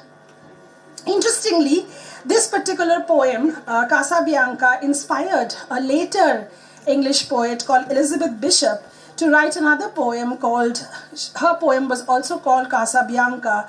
And this later poem by Elizabeth Bishop turns melodrama into allegory. Somehow the figure in Bishop's poem, stammering elocution while the burning ship goes down, has more human pathos than the real child in Hemans' poem. Bishop reminds us of another reason for Felicia Hemans' Casabianca's popularity. It was ideal recitation method. And these are a few lines from Casabianca by Elizabeth Bishop. Loves the boy stood on the burning deck trying to recite. The boy stood on the burning deck. Loves the sun stood stammering elocution while the poor ship in flames went down. So the later poet brings in this idea of elocution and recitation. It's interesting also to note that Felicia Hemans' poem Casabianca sourced the story of the boy who stood on while the ship was burning from a historical event. So we have history coming together. So when we're talking about literature, we are not just talking about words ideas, but we're also talking about the larger world beyond. We're talking about history, we're talking about politics, we are talking about society. So there are several things that we are talking about. We cannot separate literature from the world that produced it. So if you have a text which someone is writing in the present days, somehow or other COVID might come into the text because COVID has been a part of our lived reality. Right. There are several people these days who are actually working on literature written during the COVID period, poetry and essays and short stories. And maybe in the near future, we're going to have more and more texts where the COVID-19 pandemic figures very, very strongly. Because if you look at older texts, several texts, for instance, Sharad Chandra, in Sharad Chandra, the plague is, in several of his novels, the plague is a very, very important idea. In Rajendra Singh Bedi's The Quarantine, which again talks of the plague. So what are they talking about? They're talking about things that happen around them. So literature, though it might seem to bring you to another world, take you away to another world, is actually talking about lived reality. Right? We are never away from the lived reality. It is always there. So a poem might be, we think it's only talking about the nightingale or the nice natural imagery outside. No, there are several poems on the nightingale or several other poems written by some of the poets that we read in school. Keats, Shelley, Coleridge. They're also writing poems where they're talking about slavery. Apparently the poem seems to be about the rime of an ancient mariner, a nice story which is a ballad, but he's also talking about slavery somewhere in that poem. He's talking about yellow fever. And the reason why he knows about yellow fever is at this point of time, several people were traveling to Africa. They were discovering the so-called dark continent at that point of time. So we also are getting to know about all of this. Of course, that is not the reason why we go to read literature. We go to read it because we enjoy doing it. Right, so you have poetry which is evocative, which provokes in the reader intense emotions. It has the ability to surprise the reader. You say, oh, this is something that I never thought of. Aha, I've never seen something like this. It takes you to another world of experience. It gives you insights. It brings you closer to a different experience of truth, of beauty. As Keats says, those very famous lines, beauty is truth, truth, beauty. That is all you know on earth and all you need to do. The poet Ezra Pound says that literature is the news that stays news. Right, in the sense that it's always nice to go back. Today's newspaper is old stuff. You're not going to go back to it. But the moment it transmutes, it moves into the world of literature, you won't mind going back to it. During the pandemic, several of us went back to reading texts which spoke about epidemics and pandemics. And the reason why we are doing that is because we saw linkages between what was happening at that time when we were experiencing the pandemic and what happened, say, in the 18th century, in the 19th century, or in any text, no matter from which part of the world they have been written, no matter in which language they have been written. So these causal connections are something that we are going to use in our day-to-day work. We don't realize it, but when you actually begin to work, we are using all of these causal connections. Also, all of you are aware of this, building strong cognitive skills. We need excellent comprehension skills. If you remember in school, we do these comprehension exercises. And the reason why is because we're asking students to look, to examine, to re-evaluate, to go back and then write in their own words. So we are asking them to critically think and we are asking them to express after this thinking as well. So the learner is drawing inferences, making logical decisions, and these are some of the things that professional organizations and employers are going to require once you enter into the job arena. Right. Also, we're talking of time, we are looking at space because you have to answer things in a much briefer pattern. In some examinations, for instance, you're given space to write an answer, just 5-mark answer, and you have this bit of space. So you also have to kind of understand how you can say whatever you want to say, but in a very, very brief way. So I'd just like to round up by saying that literature teaches us several skills as we look back on it. For instance, problem analysis, the evaluation of alternatives, we're finding multiple solutions. We're making evidence-based decisions using data that we have. And teaching literature triggers the brain to emotions. And these feelings, these emotions are something that influence people's cognitive process. For instance, perception, attention to details, learning, memory, reasoning capacity, solving problems. Literature develops the ability to think deeper about situations. At a workplace, it could be used to help someone, how someone remembers something, pays attention to something. So that's something very, very important. It also is about storytelling. As I said, I began with the idea of narrative. And of course, the use of humor when you can use. The development of active listening abilities is also something which is very important that literature teaches one. The knowledge to ask the right questions. And you know this much better, the non-communicative skills, non-verbal communication skills that you have, soft skills, body language, etc. And understanding when to answer, when to wait. And I just end by a few lines which I suppose are favorites of several people. This is Robert Frost's Stopping by Woods on a Snowy Evening. The woods are lovely, dark and deep, but I have promises to keep, and miles to go before I sleep, and miles to go before I sleep. And these are lines which apply to all of us in almost all situations. So that is what literature does. It makes the mundane, it makes the lived experience an imaginative one, a creative one that remains with us for a very, very long time. And each of these things are going to help us improve our communication skills, which of course are utmost when we talk of employment. Thank you. I hope I have not exceeded the time. Thank you, ma'am, for your insightful session. It is always a pleasure to listen to you. Next, we have a short talk by Dr. Shantanu Niyogi.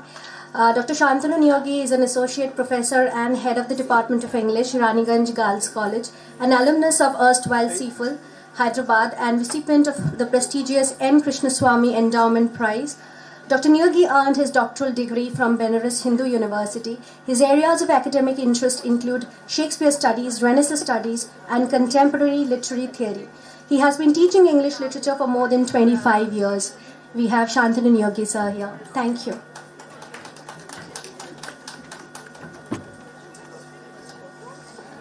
Good morning, everyone. Right at the outset, I must express my sincerest thanks to Professor Saujanya Puri, the head of the Department of Center of Language and Communication, NSHM Kolkata, for inviting me to this international seminar for the third consecutive time. Now this year, they have selected using literature to enhance 21st century employability skills as their central theme. Now, since yesterday, we have been listening to many speakers and they have spoken extensively from various perspectives on this issue. But I would like to take the issue squarely and I would like to stick to the topic. I would like to be faithful to the topic, and at the same time I'll try to be very brief. Now, the concept of literary studies is not a very old one, I mean in a very formal sense, when it is concerned to the Indian history. Now, literary studies formally began in the 19th century with the establishment of the Hindu College in the year 1817. Now, since then, we have been exposed to formal literary studies, and by literary studies I here mean study of English literature.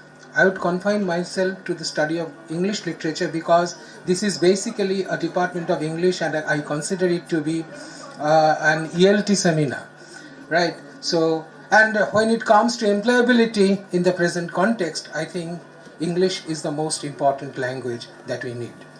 So therefore, my focus will always be on the use of English and the English literature. Now, Formally, in the year 1857, when the British established 3 universities, the universities of Calcutta, Bombay and Madras, we had English literature in the university curriculum. For the first time ever, even in England, it was not a university subject. Now, at that time, English literature was introduced as a university subject as a political program.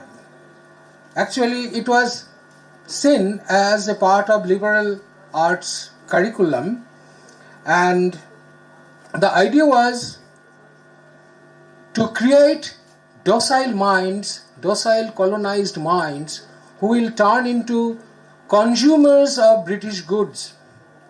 By studying English literature, people will be converted into brown sahibs. They will be Indian in appearance, Indian in physique, but British in mind. And they will hanker for British goods. So the ultimate purpose was to empower the British imperialist project. But at the same time, English education also guaranteed some kind of employability. It also meant good upbringing, quality education, respectability, and guaranteed employability. And this continued, even after the independence. A good degree from a good university in English literature meant, assured employment and social respectability. But, with the passage of time, what happened? The liberalization, privatization, and globalization set in. Earlier, as a part of liberal arts program, the teachers of English literature were never bothered with the question of employability or employability skills.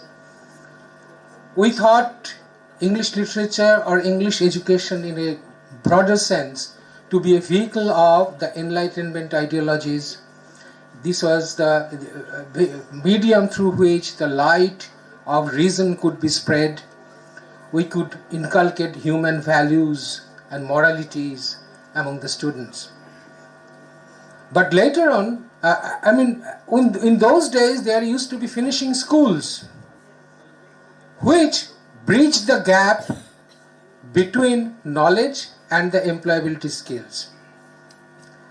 There used to be the finishing schools. But now, with the advent of this liberalization, privatization and globalization, the whole scenario changed. And the job requirements also changed. And added to this problem was the emergence of AI. Now the entire load of the finishing school has come on the academia. That's why, with the changing times, in the National Education Policy 2020, it was envisaged that the academia itself will be at the same time the finishing school. That's why this question of employability comes. For every curriculum, you will have to, give an explanation. How will it make your student employable ultimately? So now it has become the responsibility of a teacher of English literature to answer the question, after getting this degree, how will my student become employable in the market? So therefore, now we are for the first time as teachers of English, answering this question, how to use literature to enhance the 21st century employability skills. So ultimately, we have become the victims of capitalism. Right? So this is the ultimate truth. Now,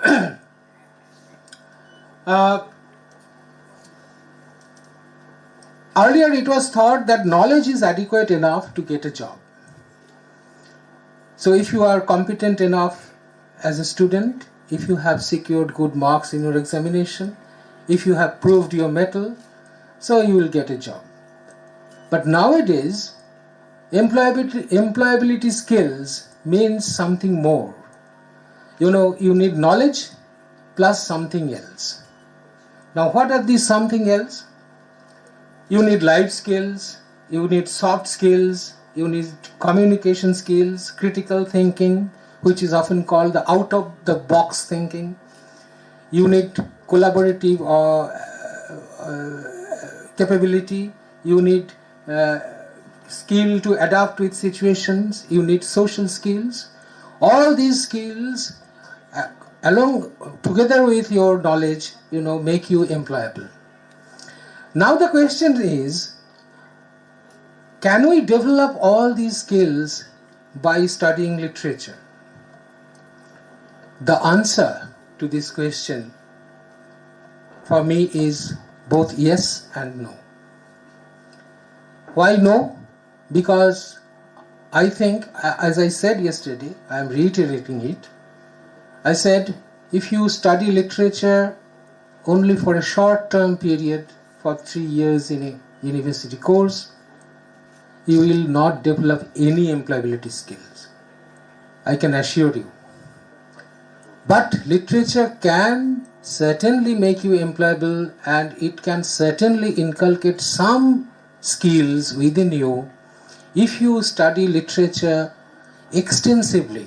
Now, extensively means extensive reading is a sub-skill of reading skills, right? Extensive reading means when you read something for pleasure. When you read a novel for your university examination, you read it thoroughly, you read it line by line. That is called intensive reading. That doesn't help you in the short term, actually. But if you take literature to be a part of your existence right from your childhood, if you develop this habit of reading, now over the years, and if you go on reading for pleasure, and if you get into the literary texts, by literary texts I don't mean only the novels, I also mean poems, essays, short stories, plays, right?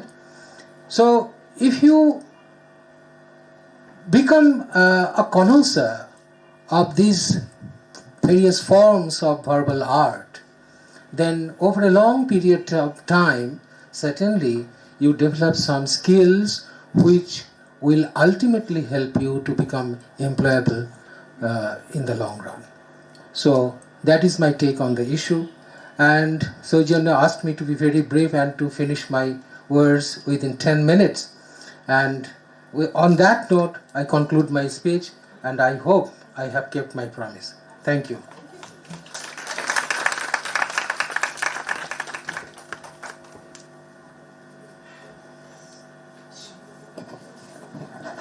Thank you, sir, for your enlightening talk. We now move on to the second workshop of the CLC International Conference. We are extremely privileged that we have with us Professor Urpita Banerjee to conduct this workshop. The title of the workshop is Inclusive Approaches to Enhance English Pronunciation Skills for Employability. I would like to introduce Professor Urpita Banerjee. It's my privilege. Professor Urpita Banerjee is a distinguished academic with a rich and varied career in English language and literature. As a retired reader from the Institute of English, Calcutta, she imparted her expertise and passion for the subject to countless students. Her academic contributions extend beyond traditional classroom settings, encompassing significant roles in language studies and training. Notably, she served as the former coordinator of the Center for Language Studies at Netaji Subhash Open University, demonstrating her commitment to accessible and innovative educational practices. Furthermore, her experience as a former ELT consultant and corporate trainer with the British Council, Kolkata, highlights her practical application of language teaching methodologies in diverse contexts. This combination of academic rigor, administrative leadership, and professional training positions make Professor Banerjee a highly accomplished and respected figure in the field of English language education. I welcome Orpita Madam to commence the workshop, but before that, I would also request Dr. J. Manga Karasi, Dr. Saujanya Puri to felicitate her.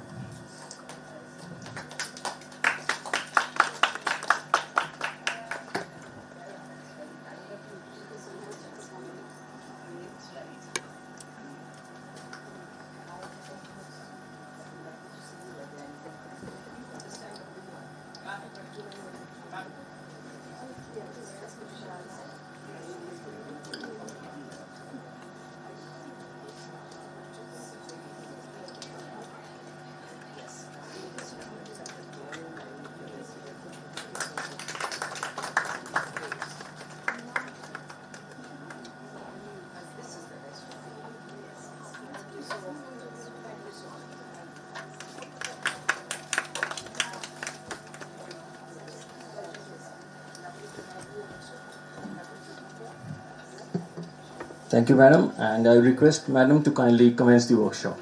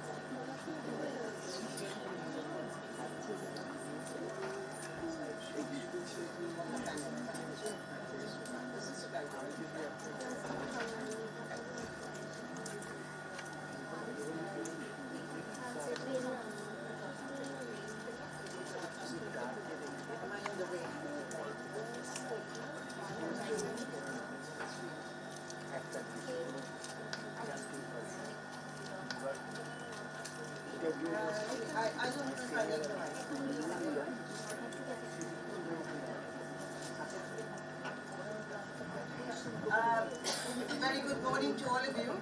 I'm not sure if I should use the microphone or not, but I'll see. Am I audible? Yes. With or without the microphone? You've got to tell me that. Am I okay? Yes. Yes, sir. Right, okay. First of all, let me start by apologizing, right?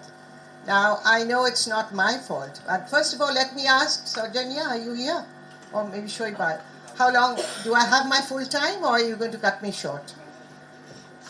Right, okay.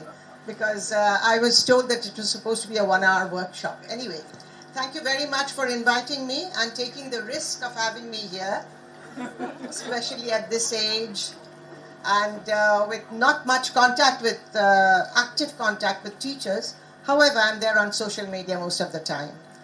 Well, today, as you notice, while I'm waiting for my mouse, I don't know how good I'll be with this, but we're talking about inclusive approaches to enhance English pronunciation skills for employability.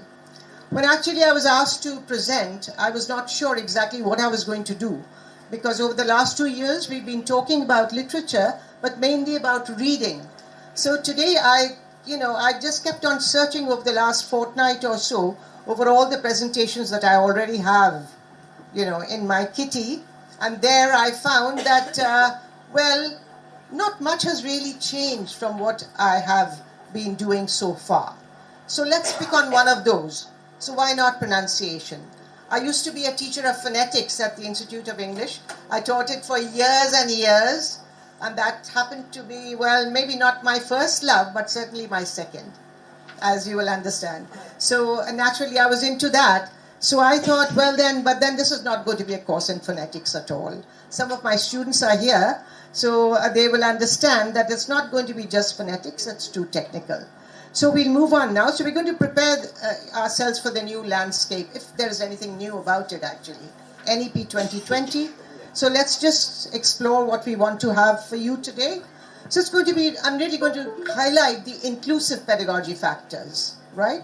That is whether at all ELT has anything inclusive about it, whether pronunciation has anything inclusive about it. We're going to talk about that. And any workshop for that matter is always a chance for me to refine my own notions and of how actually the participants enjoy pronunciation development.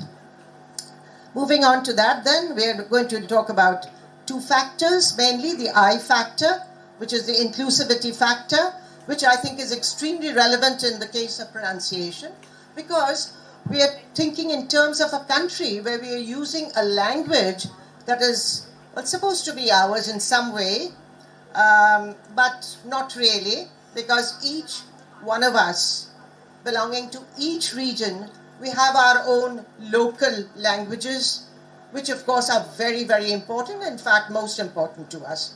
So we talk about inclusivity in different ways. And we're talking about democratizing ELT, democratizing the entire process. Away with colonialism, away with imperialism, we are talking about something more grassroots now. So here we are. So we're going to talk about the new terrain here.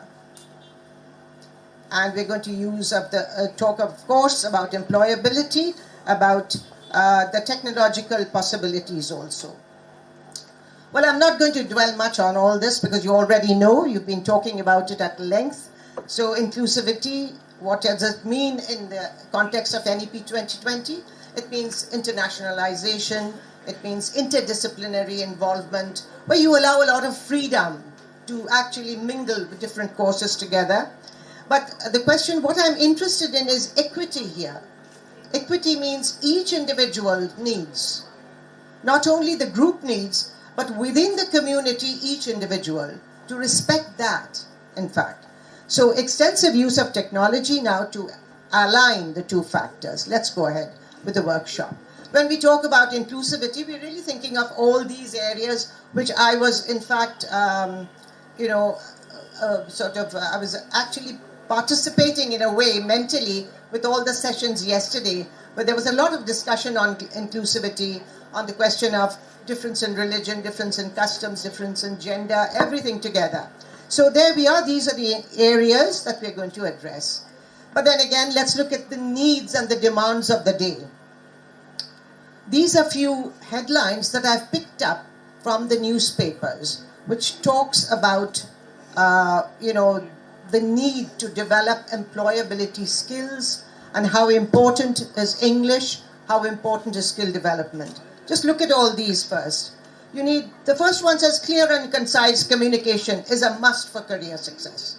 Communication is the key word here. Hands-on communication, which is critical. It's a critical demand. Then there is another interesting article which says just skill it. Just skill it, no matter how. Incentivize job creations. Then Higher Secondary Council in our state also, they are conducting workshops for better English skills. So they're using the skills, not English, right? Then again, this is one which is very interesting. This is by Dipankar Gupta.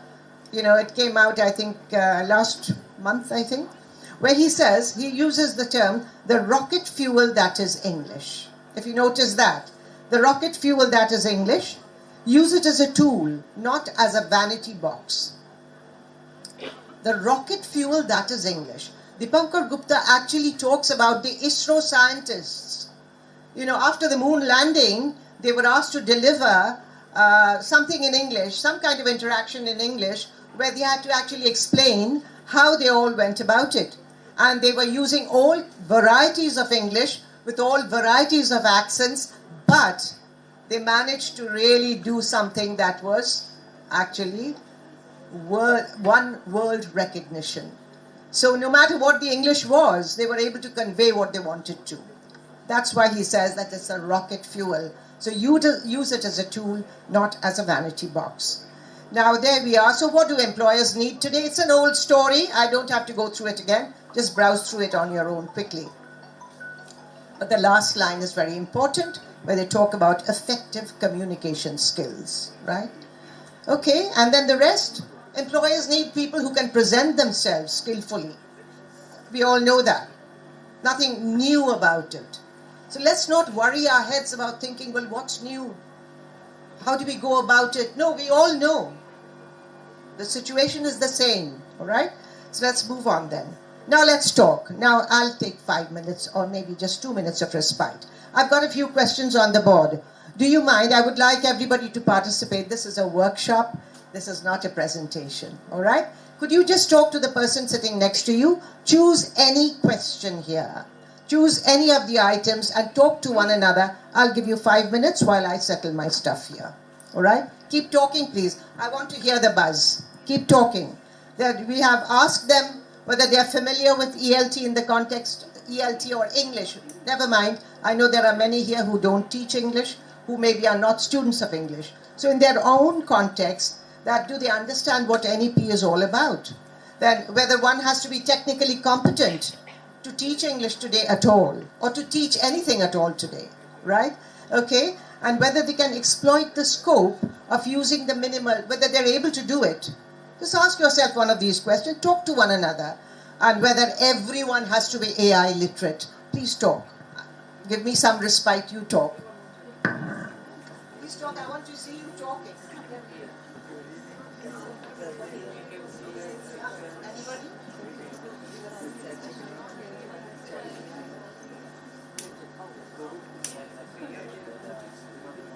Please take at least 2 to 3 minutes. I would like you to talk, move around if you want to.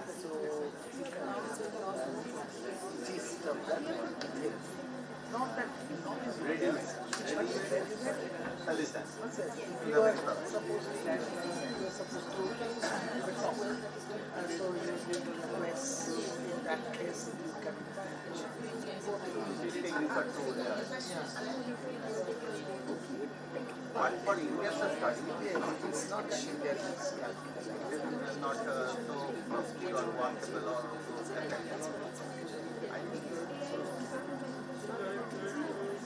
Suppose you have a case of the teacher society. No, it's not possible. It's not possible. It's not possible.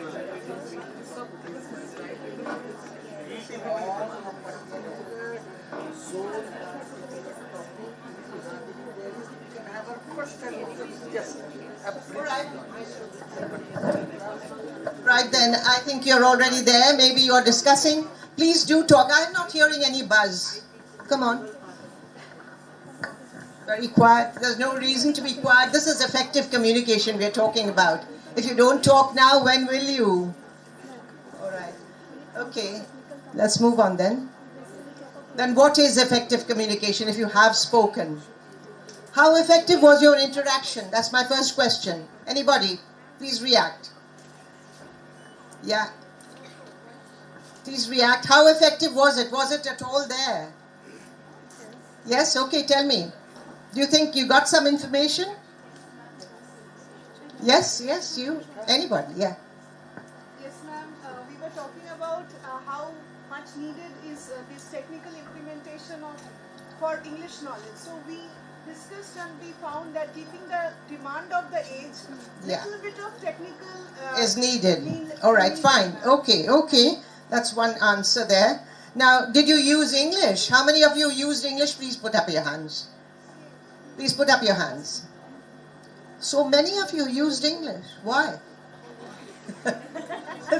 Well, that's a big question. Why? Maybe you don't know the answer. Maybe you thought that we're supposed to use English here because I'm using English. But I really don't want to, but I have to, right? But you don't have to right now. Okay? So the problem is this. Now, did you use your mother tongue? Any of you?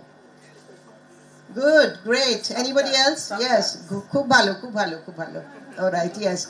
Of course, why not? I only said effective communication. I did not say English. Kano je amra dhore ni? Effective communication, money English, I don't know. We have our own mother tongue to fall back on all the time. And why not? Well, what did you use? Your knowledge or your skills? Both? Knowledge. But you used your skills also. All right. What else? Anything else? Any camaraderie or anything? You might have. All that is important. All right. So we move on now.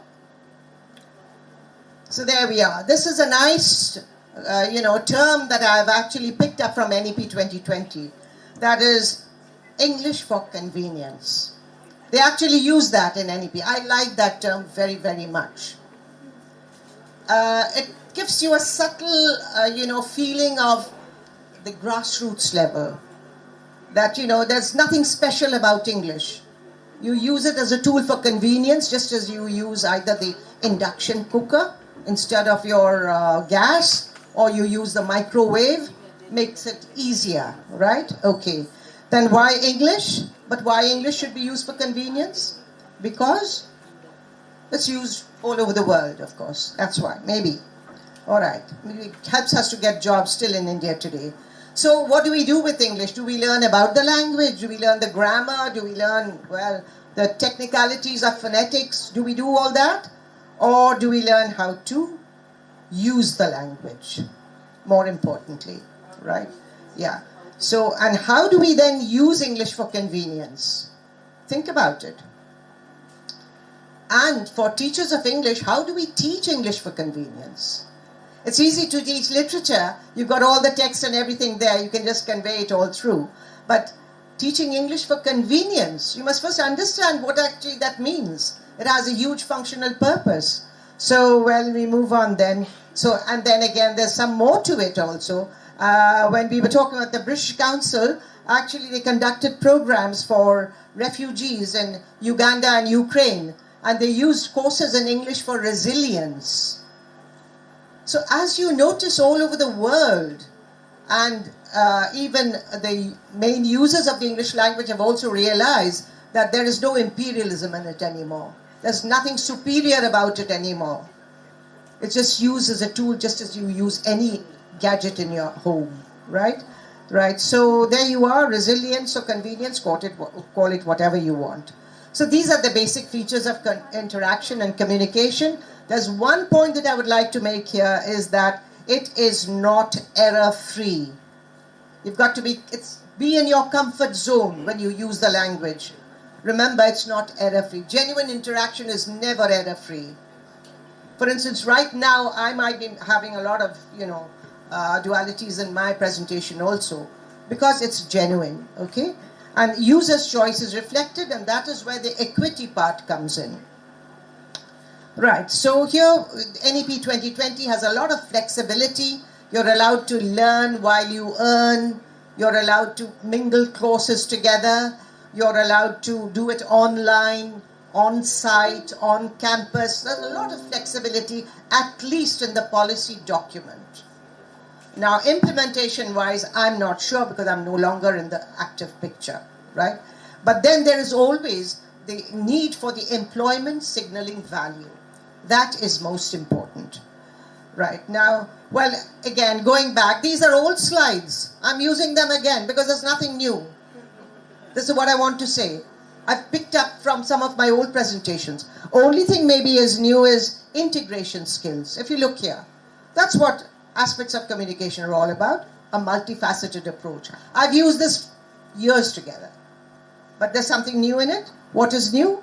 That, business skills maybe, whatever that means. But when I talk about business here, when I talk about employment here, I'm not talking about business in the sense of trade. Business means any business. For instance, calling up someone to fix an appointment is also business, right? Or ordering a meal is also business. Business does not have that particular connotation of fetching you financial returns and investment.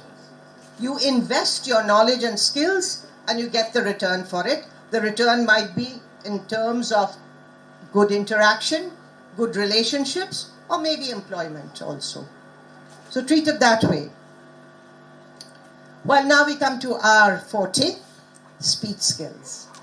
Talking about aspects of pronunciation of any language first. Any language that is spoken is made up of sounds. I don't know what are the different language speakers we have here, but I can talk about Bangla, Marathi, any language, talk about Chinese or anything under the sun. Any language that is spoken, it has the sounds, right? Okay? It has something called word stress. Now, this is something that is not peculiar to all languages. For instance, word stress, my language, no. You see, we have multisyllabic words in every language, right? Think of the Bangla word, say, amader. Amader. How many syllables are there? 3. When we say, do we say amader? No. Do we say amader? No. Do we say amade? No. Then what do we say? Amade.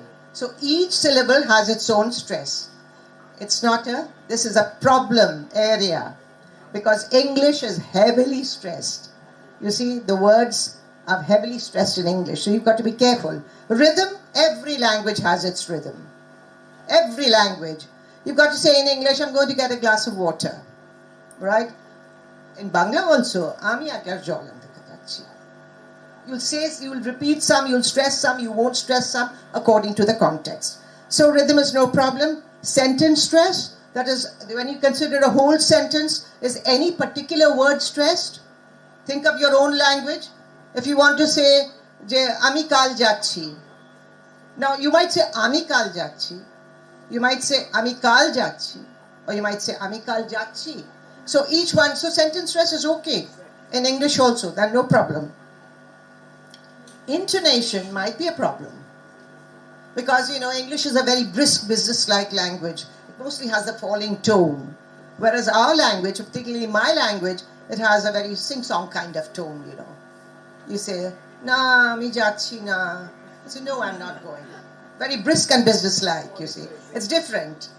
And you can say all kinds of tones, if you want to convince somebody, if you want to say something in a very loving way, and you can change your tones, but it's always more or less a rising tone. That's my research of Bengali speakers. We use mostly a rising tone. Kothay jaccho? Kothay jaccho? Where are you going? In a more business-like, that falling tone. So intonation might be a problem, but whatever you do, when you use English, we are meant to use it intelligibly, meaningfully, appropriately, and of course in context. That's in the right kind of context. Now moving on then, well then, this is something funny.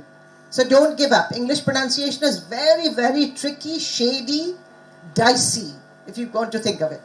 Because if you look at that, there's no parity between spelling and pronunciation. Just look at this.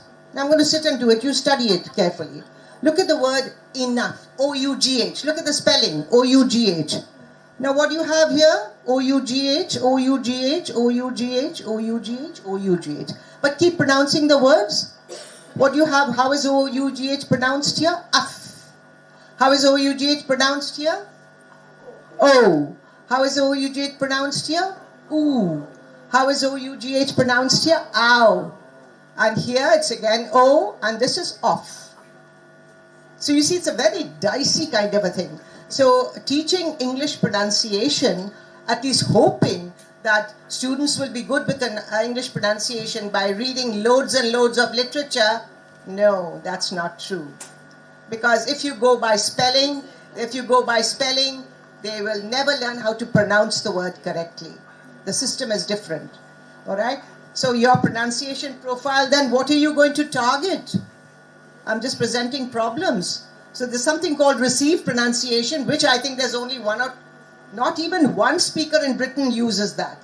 That is the RP. Daniel Jones, maybe he was the one who used to use it. There's nobody in Britain uses RP today. Are you going to use the British variety or the American variety? So the Trump variety or the other variety? Which one are you going to use? Or are you going to use the standard Indian variety? The Didi variety or the Modi variety? Right? So you've got to decide now. So which one are you? Or the Shashi Tharoor variety? So you've got to be careful. Which one is your target? You've got to decide. Oh, yeah, you're going to use a neutral accent. Well, I've been to an English medium school. I'm quite good with my English. So it's your choice. And never mind what you use.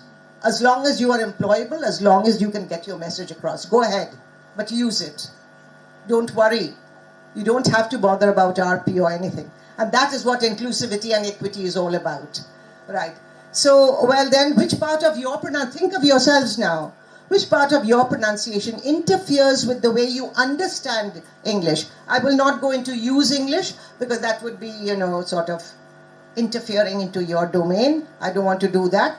The way you understand, you see, we watch a lot of Netflix films, movies. We keep on, বুঝতে পারছি না কি যে বলে এত তাড়াতাড়ি বলে স্পিডে বলে I don't understand. Many people say that they don't understand the thing when they watch Netflix or any other movie. Why? Because কেন বুঝতে পারলেন না কেন? Because বড্ড তাড়াতাড়ি, it's too speedy. It's not speed. It's not the speed. It's the tone. There are lots and lots of features of spoken English that interfere into our understanding of it. Right? So that's why, well, what is it that you don't understand? Sometimes. All right? Well, this is just a very interesting poem which gives you, the difference between, look at this, just I'll leave it on for 1 minute for you to watch. So, dearest creature in creation, C-R-E-A, C-R-E-A, Cree-A. And study English pronunciation. I will teach you in my verse sounds like corpse, horse, and worse. W-O-R-S-E, O-R is were, and there you have or. Same, O-R spelling. Susie, busy, dizzy, tear. So these are all problems. So you cannot expect children to learn good pronunciation skills by giving them Pyari Charan Sharkar's primer. Right? C-A ka, B-A ba, D-A da. It's not always a. You have to understand that, okay? Now, so moving on then. So, well, letters and sounds. So let's quickly have a quick check now. How many sounds are there in these words? Quickly. How many? Okay, let's take the word steel. How many sounds there? What's the first sound? Sir. Then T, not T, T, the sound. Then E, and then la. So you have how many sounds? 4. And how many letters? Count. 1, 2, 3, 4, 5. Good, 5. Let's take the word cheap. How many sounds quickly? Ch, e, pa. Ch, e, pa. And how many letters? 5. So you see the total disparity between sound and spelling, right? So this is one problem that we are addressing here. So there you are. You have all the answers there. Well, then these are hurdles that we got to face. What are the problems there with sound and spelling? That is, the mother tongue actually does influence, the systematic sound issues, pronunciation. I was doing a lot of research when I was a student way back at the University of Manchester, and I was trying to find parallels and problems in the, Bengali speakers and the, why they don't get the English right. So we were talking about grammar, and I was told by my professor that grammar is one area, the mother tongue grammar does not interfere with the acquisition of English grammar. No. It's a systemic problem on the English language that creates grammar problems. But yes, pronunciation, there is always a heavy kind of an interference there. It's loaded. The mother tongue does influence the pronunciation skills there. So the absence of certain sounds, the existence of certain sounds, the confusion over similar sounds, all these are real problems for the speakers, the non-native speakers. So these are some of the sounds and symbols. I'm not going into that. But then let's check on the problems. So let's check these words. Now when you say fill, full, fell, and live, what do you expect from an average Bengali speaker? I'm talking about the Bengali speakers. Hindi speakers are perhaps a little better than us because of their stress system and all that. But we don't have the short vowels. We don't have A at all. We have E. Yes, Nilanjan. Majority of the Bengali speakers try to speak out when these words, so mainly they stress for the first sound, not as a labiodental, but bilabial. Yes, that's right. I'm coming to that. Will be the consonants. We're talking about the vowel sounds here.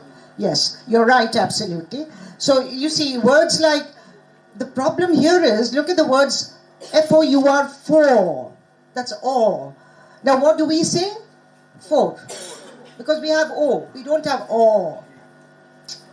Again, the funny thing is, look at A-U-G-H. You have the O sound there. It's caught. But you notice if you're a Bengali speaker, listen to a Bengali speaker speak. He will never say caught. What will he say? Caught. Why doesn't he say caught? Strange. Here he is saying for. Then why doesn't he say coat here? He says caught. So these are problems that, I've done a lot of research into. Once upon a time I used to teach comparative studies also there. So there you are. And this seems to be a major problem. Hut, hurt, and heart. It will be just one vowel sound for the Bengali speaker. What will he say? Heart. He will not say heart, to bolbei na. Ki bolbe? Shobetei hocche heart. Heart ta kharap ache. Heart treatment lagbe. Ba she khub heart hoyeche. Right? Khub heart hoyeche. Right? So this we will have. Now we have to accept all this. These will happen. Ke boshe boshe heart bolbe. Heart. That's like that. Shobi hocche heart. Alright? Okay? And then dirt. Ore baba. Kichutei na. Dirty. Dirty. Okay. Far, shobi hocche far. And far shudhu na far. Now why are we laughing? We have to accept that yes, this is the case. We are accepting this is tolerance on our part. Alright? This is equity. This is equality. Right? We're accepting. Right? And eta to khub mushkil. This is a real nuisance, I would say. Sorry, I'm using that term. The neutral vowel. It's the most frequently used sound in English. Most frequently sound. Unfortunately. It drops in whenever you want it and you don't want it. Now let's look at some of the words that we use here. Going back to the earlier chart. Look at this. What do we say here? Polite. This is the here. What do we say? Polite. Polite. Who polite? All right. What about this one? About. About. What about this one? Sugar. Sugar তুমি তো বলছো, but it's going to be sugar. All right. এটা তো আরো সাংঘাতিক. What about this one? Computer. এ আবার সাংঘাতিক. কি হলো? Computer. Computer. So it will not be computer. What a key style. Computer. Right? Better to say computer. Right? This is what it's all. We are all enjoying it, but it's true. You go out today on the roads. কেউ computer বলবে না, আমিও বলি না. I also sometimes when I'm speaking Bangla I use this computer terms. You know, it happens. You have to accept that. All right. So information. What is this? Information about কি করে উচ্চারণ হবে? Information. Information. Okay. Occasion. Occasion. Observe. This is a real rogue. You know, because this is one thing that creates a lot of problems. All right. And Niranjan, you were talking about the consonant sounds. Of course, fa to is a problem because we don't have fa, we have pa. Va is a problem. Very is never very. It's always very. Right. And again, another huge problem is the sound z. Z. Only if you're speaking dialectal, Zanti Parona, then only you can use the z. Otherwise, z is non-existent. Bangla nei, zata nei. Right? Yes. Now, if you talk about wa sound, in initial position, you would say, I won't go. I won't go. Wa. For Bengali speakers, it's absolute, disaster. They will say, I won't go. They will total omit. I would go. I would have done it. Because we don't have that in initial position. You have to consider, you have to accept. So by spelling, nothing will happen. What do you have to do? You have to listen. All right? And measure, casual, usual. Impossible. Visual. What will it be? Visual will be visual. Yeah, or it will be any kind of ja. These are common things that we have picked up, on the streets. It's interesting, whatever. So anyway, while moving on, so stress in words is another problem, that there are certain syllables. This is totally absent in Bangla. Hindi speakers have a stressed language. You see, I've noticed that their, polysyllabic words have certain words which are stressed. But in English, it's so important, whereas you will not find that in Bangla because it's not a stressed language at all. Now, if you look at that, so how many syllables are there in these words? Then we talk about syllables. Management, management, 3 syllables. Variation, then re-a-tion. Great. Closed, how many syllables? Closed. Tricky one, yeah. How many? 1? Okay, because the last one is a consonant cluster. But you might consider that to be a syllable also. Right? Anyway, so product, taxis, 2. Benefit, 3. Okay. Now, if you go to pronounce these words, now let's see. Analog. What about the next one? Cooperation. Cooperation. All right. Now, so many syllables in each of these words. Now, one syllable will always be stressed. Now, let's take these words quickly. You try and think now. Which word, I'm reading out the words. You try and find out which one is stressed. Which syllable is stressed? Monday. Tomorrow. Which one? The stress syllable is always on the higher pitch. It's louder, it's stronger, it has greater emphasis, right? Tomorrow. Which one? Say, give me the syllable. Ma. Today. Today. Day. Education. K. Great. Economy. Great. Economic. Economic. Great. Yes. Then supply. Not per. I want the syllable. Supply, fly. Right. Reliable. Lie. Photograph. Photograph. Great. Now, participant. Which one? Maybe I'm not doing it right. Okay. Participant. Which one? I'm Italian ঠিক করছি না. Participant. Right, okay. Teacher. T. Great. Now, here you are. Now, would you like to repeat these words quickly? Come on, quickly, with the stress syllable. Which one is that? Monday. Say it loud. Monday. This one? Tomorrow. Great. This one? Education.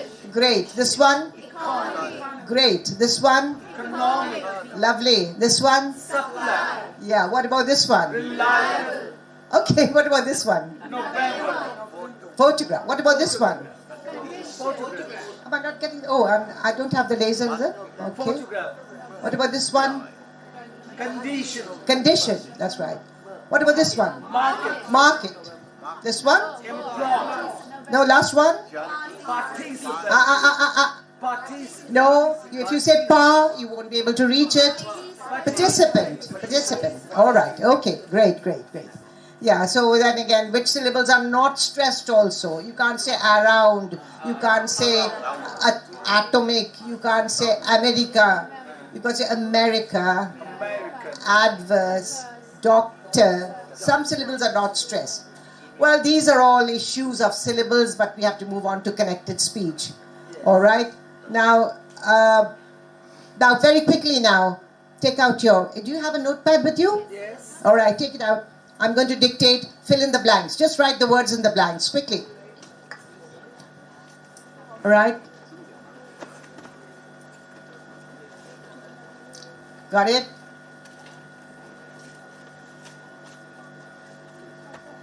I'm just reading it once. You've got to get it fast, right? She doesn't want to do it now. Next one. Please could you leave a message? Do you think she'll come? Where do you want to go? How long have you been here? Are you busy? Now, very quickly, let's see what you've got there. Can I call her at 6?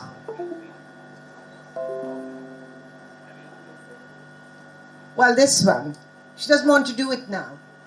Please, could you leave a message? Do you think she'll come? Where do you want to go? So all this, has been cramped.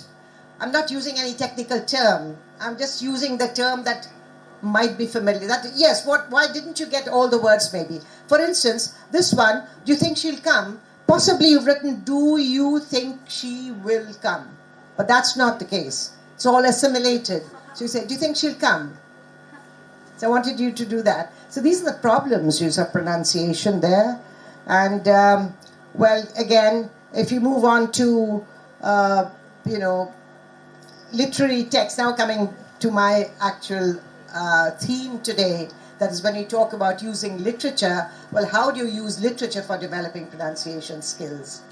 And, well, of course, literary texts are accessible, right? You have them all around you. So why not make use of them? This is even at this age, this is what I try to do. Whatever I have at home, I try to make good use of it. Whether I'm in the kitchen, whether I'm outside, whether I'm communicating with someone. All the resources that I have, nothing can be wasted.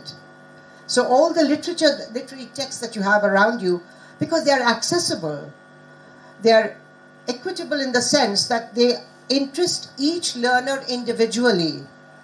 Within the text itself, you might have a few portions which interest you, might not interest me. That was the equity part of it. They're flexible. You can carry them anytime, anywhere with you. And of course, there's a lot of engagement facility there. You can always engage yourselves. And so ELT-related lessons, drama, whatever has been prescribed in terms of literature, you can always use it for developing pronunciation skills. But how? Now here you are. I've got a few texts there. If you notice, I'll give you 1 or 2 minutes if it's easy for you to read there.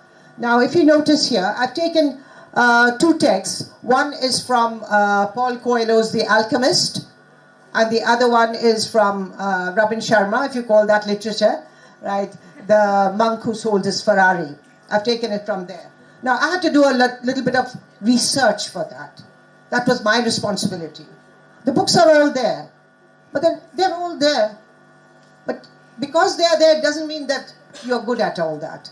You've got to do a lot of research into it. So if you notice this text first, if you use it in the classroom for developing pronunciation skills as a connected speech, well, you've got to first study the text. I chose this because I found that you've got the word hearts. Again in B, heart again. Again A, heart again. Again B again, heart. So the entire conversation, each turn has the word heart. But are you going to stress the word each time? This is where the sensitization comes in. So just teaching phonetics will not do. It has to be for a useful purpose. That is how to sensitize the learner to use the language, and literature can help you with that. Let's try and read it, okay? Now, you try and read it on your own first, mentally. I'll just read you. Why do we have to listen to our hearts? A. B says, because wherever your heart is, there you'll find your treasure.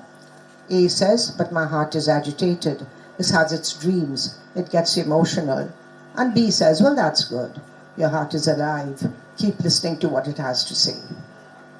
Now, how would you read it? Anybody like to do it for me? For the first one?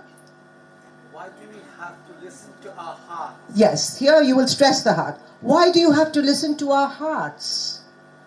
Hearts. Next one? Because wherever your heart is, there you will find your treasure. So, which word do you think you will again say? Wherever your heart is. Were you going to say that? Then which one?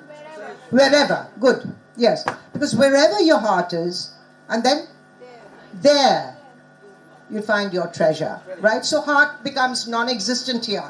It's always the new information that gets stressed. That's, technically speaking, internationally speaking, that's true. Then again, well, that's good. Then? Which one? Alive. Alive. Well, that's good. You don't say your heart is alive. No, your heart is alive. Heart, the information is already there. Keep listening to what it has to say.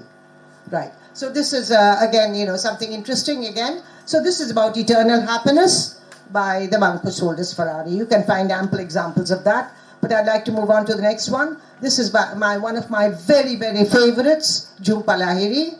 This is from Unaccustomed Earth, right? You'll find so many specimens of these dialogues, where a lot of the Indian sentiment also comes in. So it's a lovely exercise, to keep selecting and thinking in terms of developing pronunciation skills. Get students to read loud. Sensitize them also. So there you are. Now here, this is between a father and a daughter.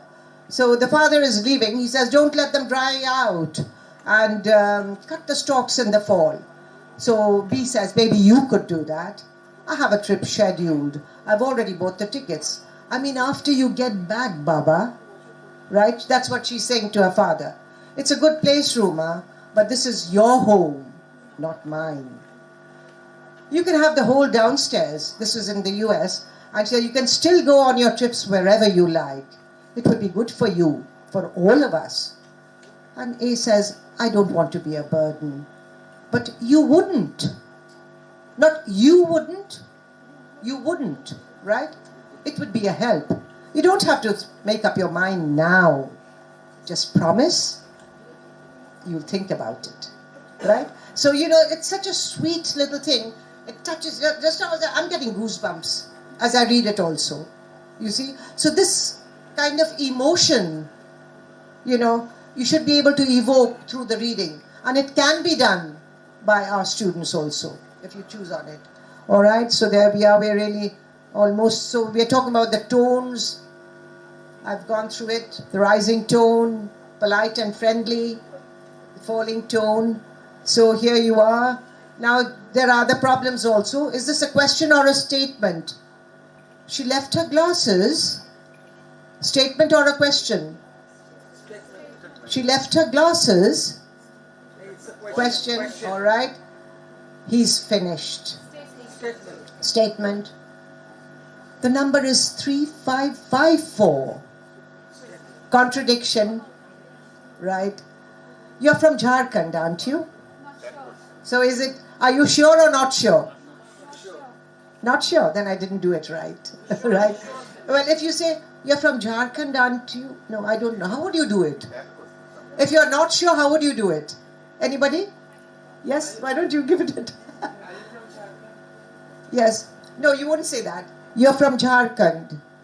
You're from Jharkhand, aren't you? Yeah, maybe. All right. You know, these are tricky ones anyway.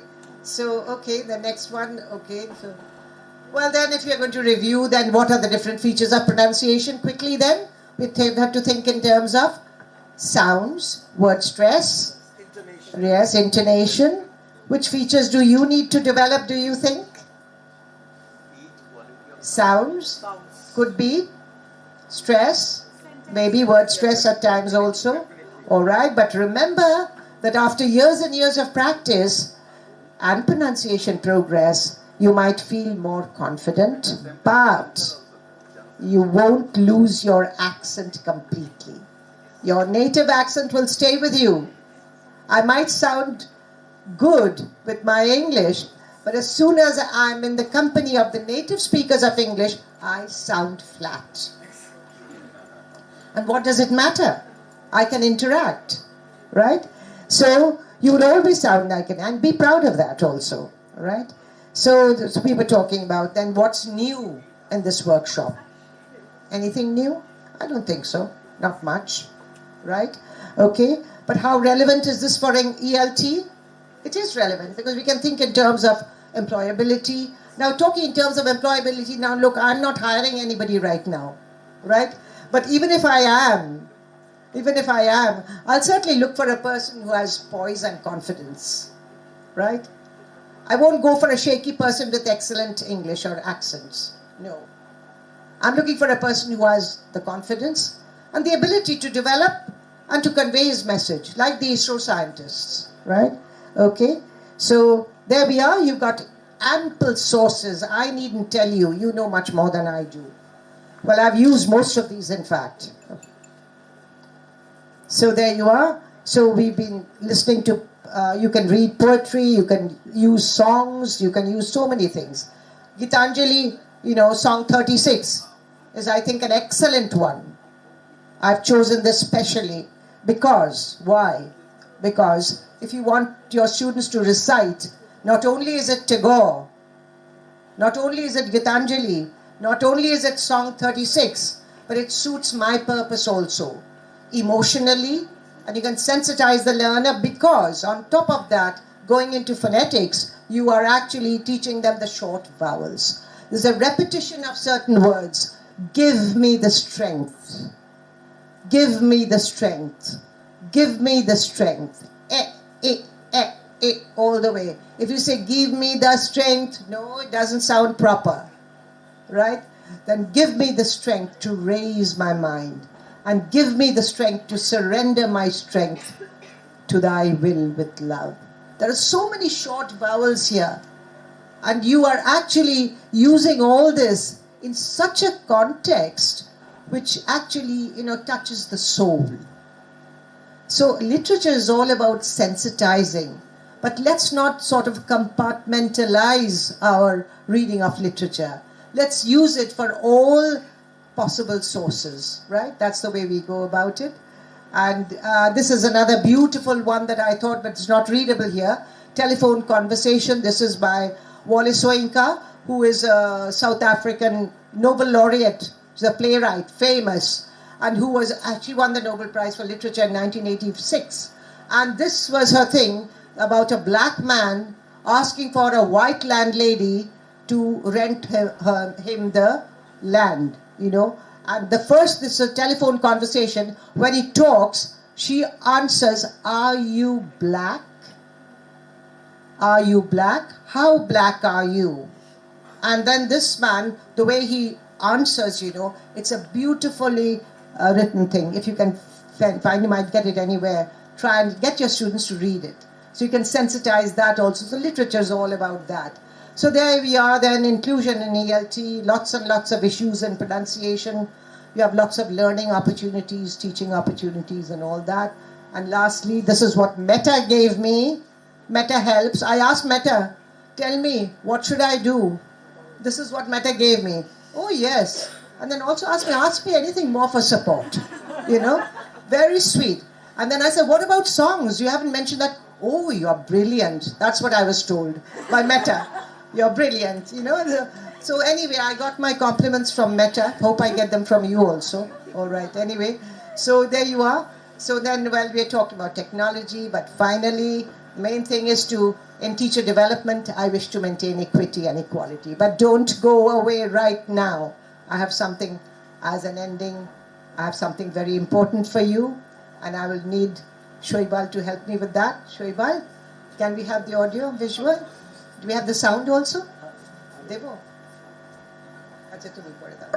Right, what I would like you to do now is you are going to listen to a song, and I'd like you, as you listen, to please make a note of any of the words that you sort of can listen and make a note of. I would like you to do that. Sound?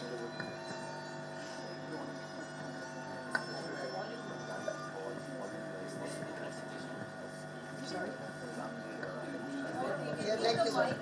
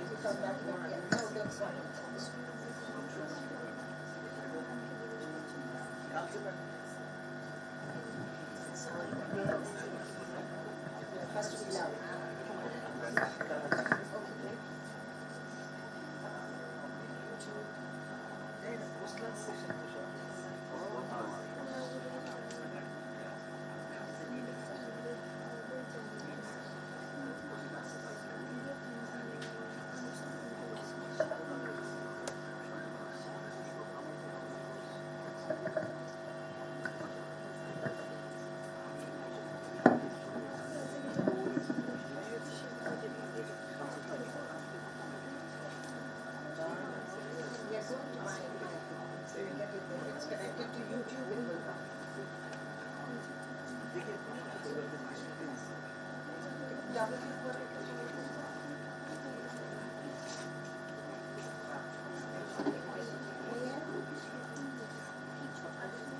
I need the YouTube connection.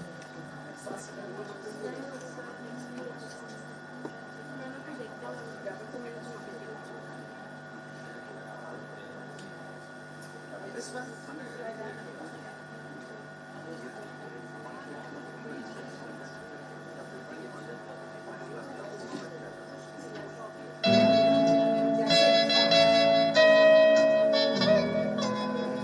Please make a note of the words.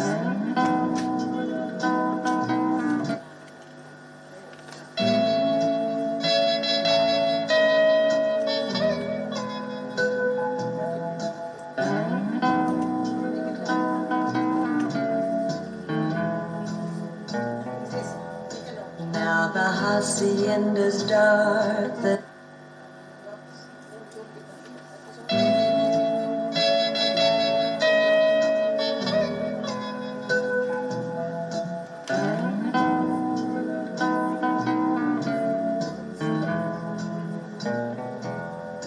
Now the hacienda's dark, the town is sleeping.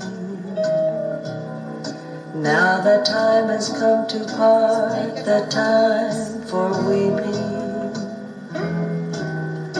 Vaya con Dios, my darling. Vaya con Dios, my love. Now the village mission bells are softly ringing. If you listen with your heart, you'll hear them singing. Vaya con Dios, my darling. Vaya con Dios, my love. Wherever you may be, I'll be beside you. Although you're many million dreams away. Each night I'll say a prayer to guide you, to hasten every lonely hour of every lonely day. Now the dawn is breaking through a great tomorrow, but the memories we share are there to borrow. Vaya con Dios, my darling. Vaya con Dios, my love.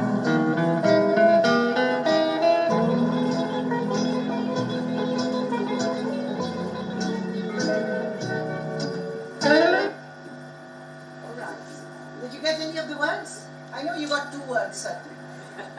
Which ones? My darling and my love. My darling, my love. Sure you got it. I knew so. Right? So, great. So you got my darling and my love. Anyway, so okay. So I'll just play it again. Can you sing along with it? All right? Can you? It's an excellent way for improving pronunciation. So 1 second. Give it 30 seconds of time. Okay? Sure then. Let's go back. Okay. Now I want to hear voices. Take that on.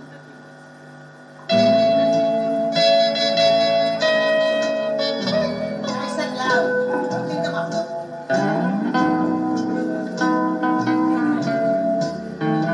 Come on. Now the hacienda's dark, the town is sleeping. Now the time has come to part, the time for weeping. Now loud. Vaya con Dios, my darling.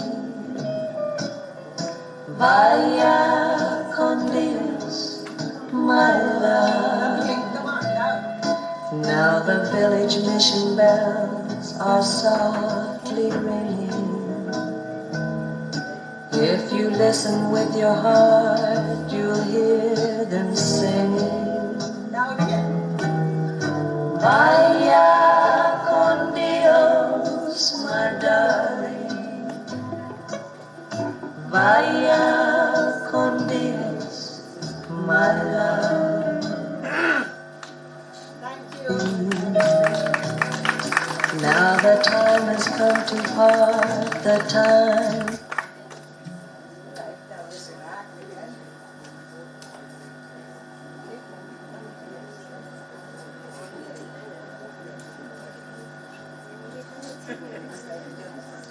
Well, that's it then for me today. So songs, as you know, are an excellent way because if you want to sing along, you've got to maintain the rhythm. You cannot extend the vowel sound, you can't mispronounce words. And I'll just end with this little anecdote that I have from my own experience of using songs. Why I'm using songs. Years back, I was in North Bengal with a group of primary teachers from West Bengal. And I was there, I think, in Shiliguri, and we were going into the remotest of rural areas of, all the Napshal areas, we were going to train teachers there. And these primary teachers were with me. And then when on the return flight, you see, the flight was cancelled. There was a heavy kind of a landslide or something, so we got detained. So in the evenings, these primary school teachers, they became very fond of me. And they said, one girl said, she was absolutely from the remotest of rural area, primary school teacher. She said, Didi, ami ekta khub bhalo gaan gaite pari. She I can sing a song in English. So I said, really? She couldn't use a word of English. I said, come on, sing. And you know what she sang? She sang From the Sound of Music, Do a Dear Female Dear. It was absolutely amazing. Perfect accent, perfect timing, perfect rhythm, everything perfect. Kikura Shikli, how did you manage to do this? You did it so well. She said, yes, my father used to play it all the time when I was young, and I kept on singing. Now, this is what the potential of a song is. If you get your students to sing along, you see, it's very, very it gives you that feeling. You get emotionally involved. I could see many of you also getting emotionally involved. At the same time, of course, you do your business, that is, you develop the pronunciation skills, and you make the person more employed. Alright? So that's it then from my end. So keep singing, keep searching YouTube, and keep enjoying, the pronunciation. And let's not laugh or let's not ridicule other people's English. Alright? The pronunciation. Let's be more tolerant, and equity and equality should be the bottom line of anything that we do today. Thank you very much.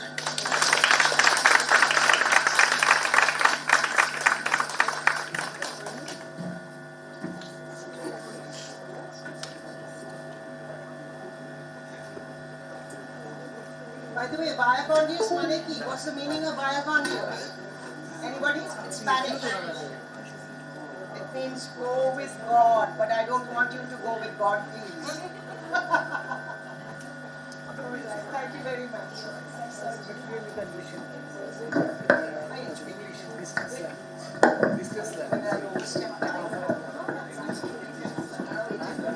We are actually because I actually was so worried about the program to actually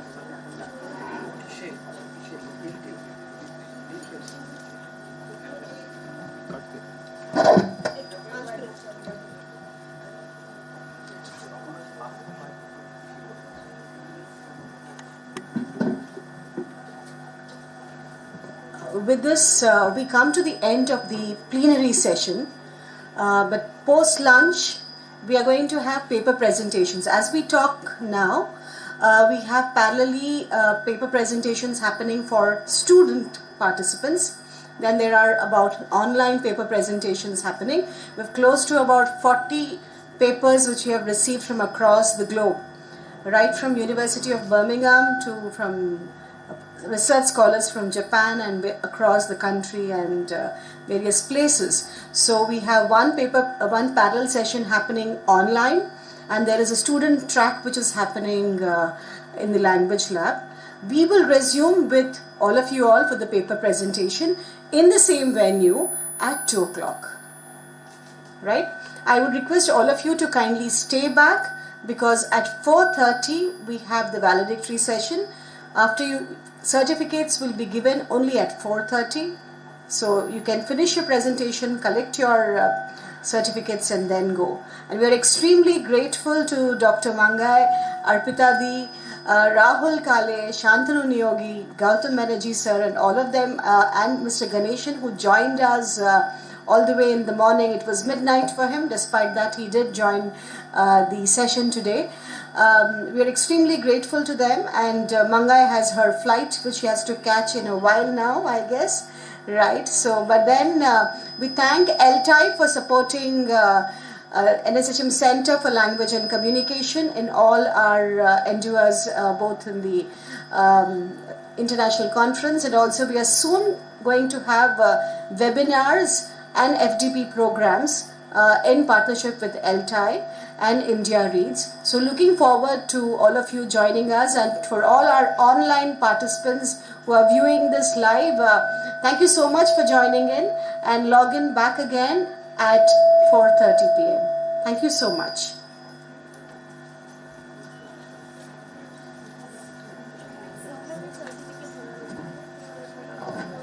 I profusely thank NSHM management and Dr. Saujanya Puri for the wonderful opportunity to participate year after year. This is the third time I'm just visiting here, and the participants are really good.